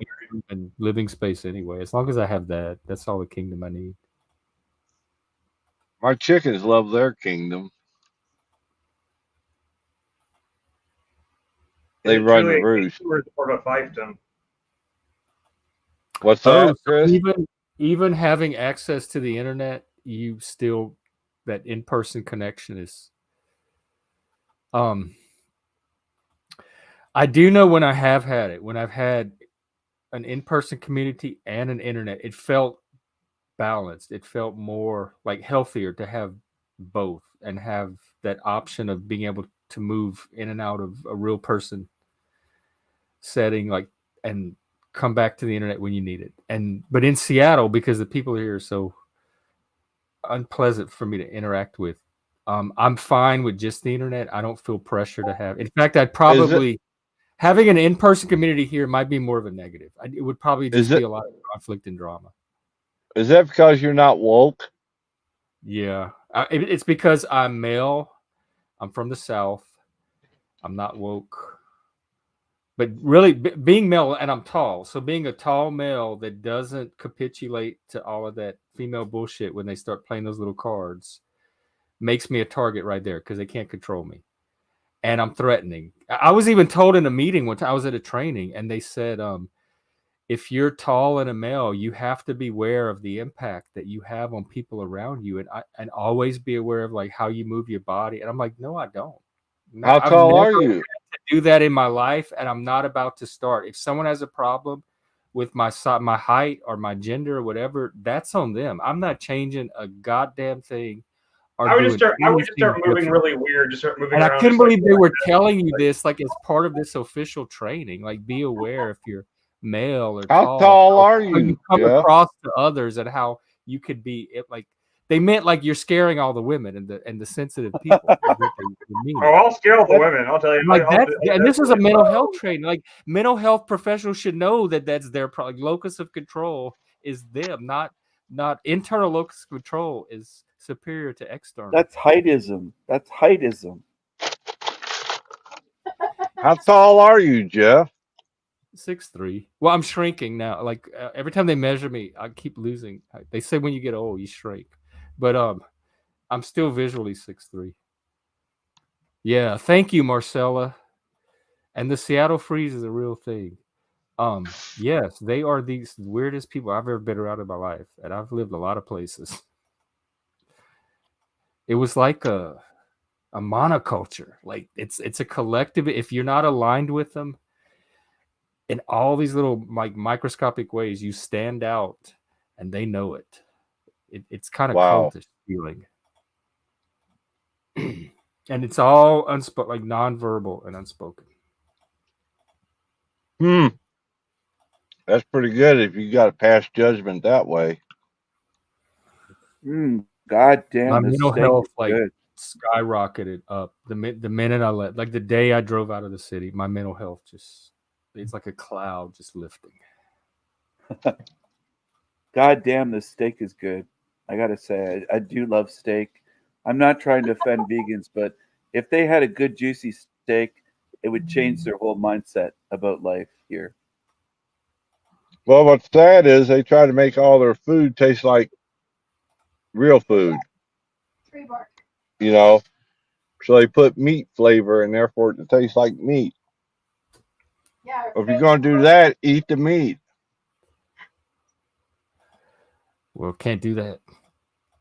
Can't have that. I was a vegan when I was younger. For a friend of mine talked me into it. It was on the animal thing, like the poor animals. I couldn't. The poor animal. I could feel the dead animal when I tried to eat it. I couldn't do it, and that lasted for a few years.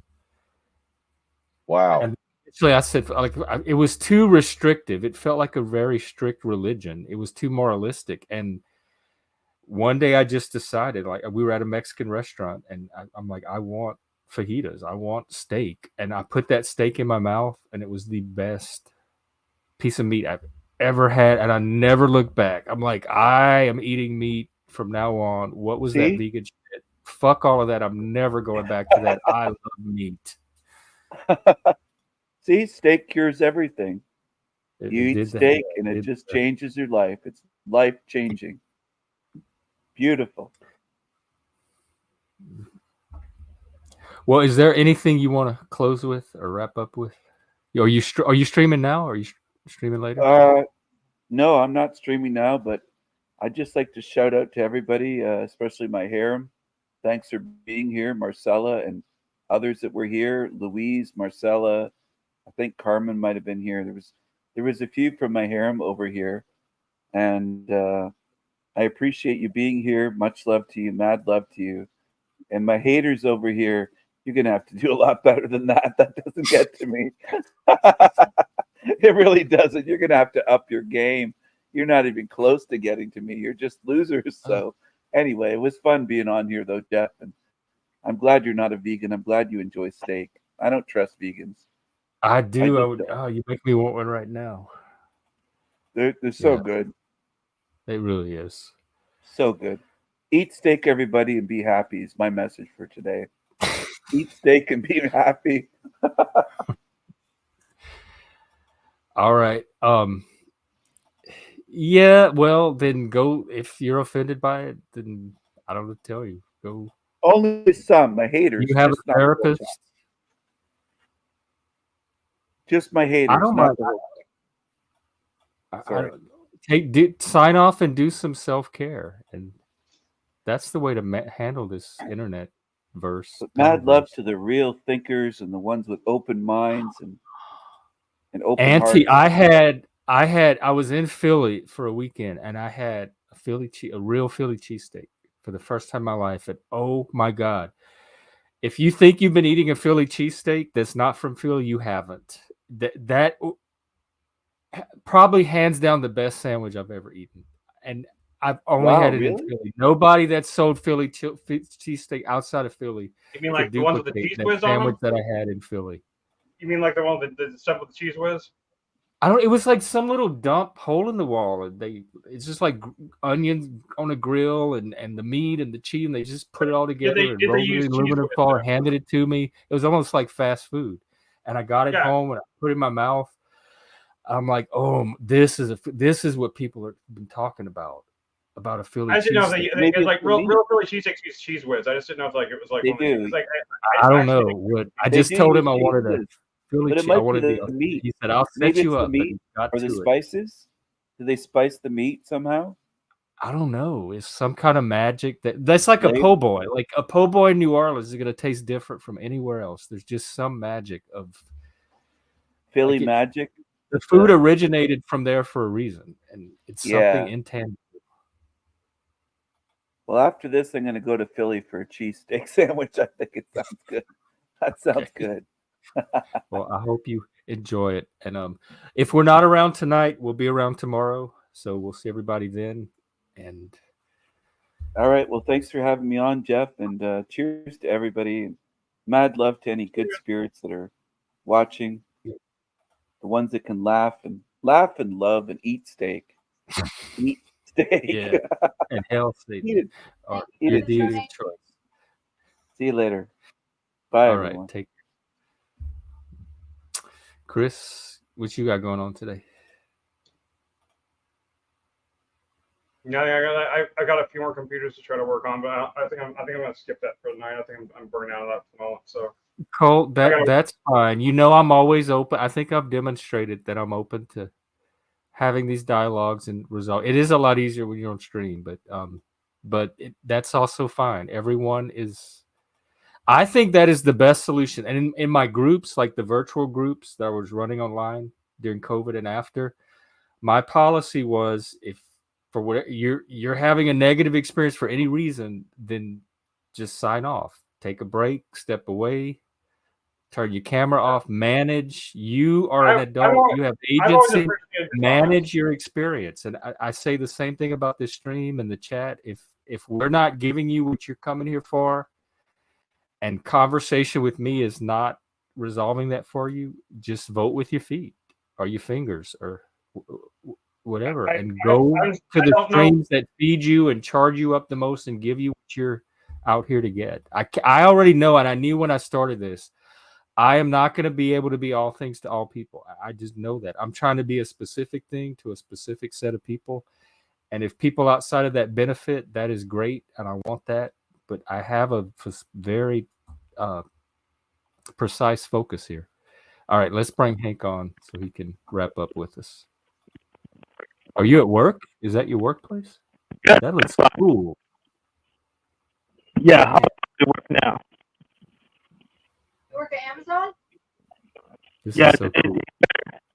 You're it's still choppy. Yeah, I can't understand you. It's hard to hear. Okay, still choppy. Yeah.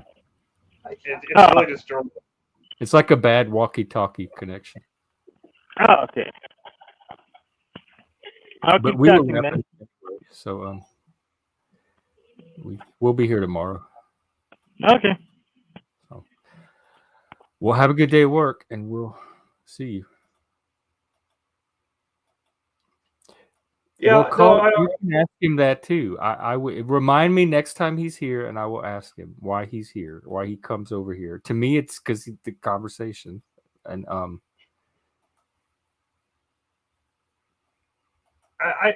always appreciated your comments, Colt. I mean, I hope you come back, but I don't think Chris, did we have a drama stream today? I don't think we had a drama stream today. I think we had a good, enjoyable conversation. I don't know. Yeah, no, I didn't feel like today was a drama stream at all. I don't know what comments he felt were misrepresented, but I apologize that happened, that you feel that way about it. But yeah, like Jeff said, you can go back and look at past streams and see way more drama than anything that happened today. If you feel like coming here is making you unhappy, don't come it's here. a game to a lot of people on here. Like it's kind of like with Israel. I feel like Steven's getting held to a different standard than anybody else in these streams. People are pretty tolerant on this panelverse. They tolerate a lot of personality types and weirdness and all kind of shit. And all of a sudden, this one person, for some reason, is held to a different set of criteria. So, but anyway, I've addressed this before, and we could talk about it forever, but the bottom line, the solution is still going to be manage your own experience. If you show up one day and it's just not your cup of tea that day, I have no problem. In fact, I would encourage you to go find something else that like doesn't affect you like that, and that like gives you do something healthy. Go find something healthy that day. We're gonna be here. I mean, we really do try to enjoy for people to move in and out of this community as they would. One of the characteristics of a third place, which we do consider this, is that it's voluntary. People participate because they want to. Nobody's obligated to be here. They can stop participating at any time. That's part of what helps a third place be what it is. So I'm just going off of your words, Colt, and I don't fully understand what you're saying because we can't really dialogue about it. I'm just reading comments, so I'm responding the best I can. Anyway, that's it for me today. So, all right. Good night. You going on? Okay. So this is the issue then. To me, I'm still driving down the same highway I've been on the whole time. There has not been a change of direction. This is as much part of the direction I was in as anything else before that. But some people see this as a change in direction. And this happens with TV shows, movie franchises, book series, etc. If the story or the plot or wherever here takes a direction that is no longer where you were, what you were here for it to go, then you get to decide from there what you want to do. You can come along for the new ride. Maybe it's going to be cool in a different way, or find panel that's going in the direction more to your liking, that's all I have to offer. I'm going to keep doing, because it's not a new direction for me. This is more of what I'm here to do. So that's my position on the subject. All right. Chris, I'll catch you later. I'll be around. You want to I'll hang see you out? on Discord. All right. And I might stream tonight. So take care. That's fine. That's the thing to do. If drama's not your thing, and you only want to be here for the like cool conversation parts, that's fine. Just when the drama's happening, step away. There's people that step away when all the sex topics come up, and that's fine. This panel, it's not really organized or structured, but it does have a variety of topics that come up. So it's not just one type of channel. It can be any given thing on any given day. And if at any moment it's not the thing you're looking for from it, because it's kind of playing several different roles right now, I think. Just it'll change. It's like the weather. Just come back and it will be a new thing at some point. You can just jump right back in. So all right. Take care. And I'll see you tonight. Ooh, hang on. Or tomorrow.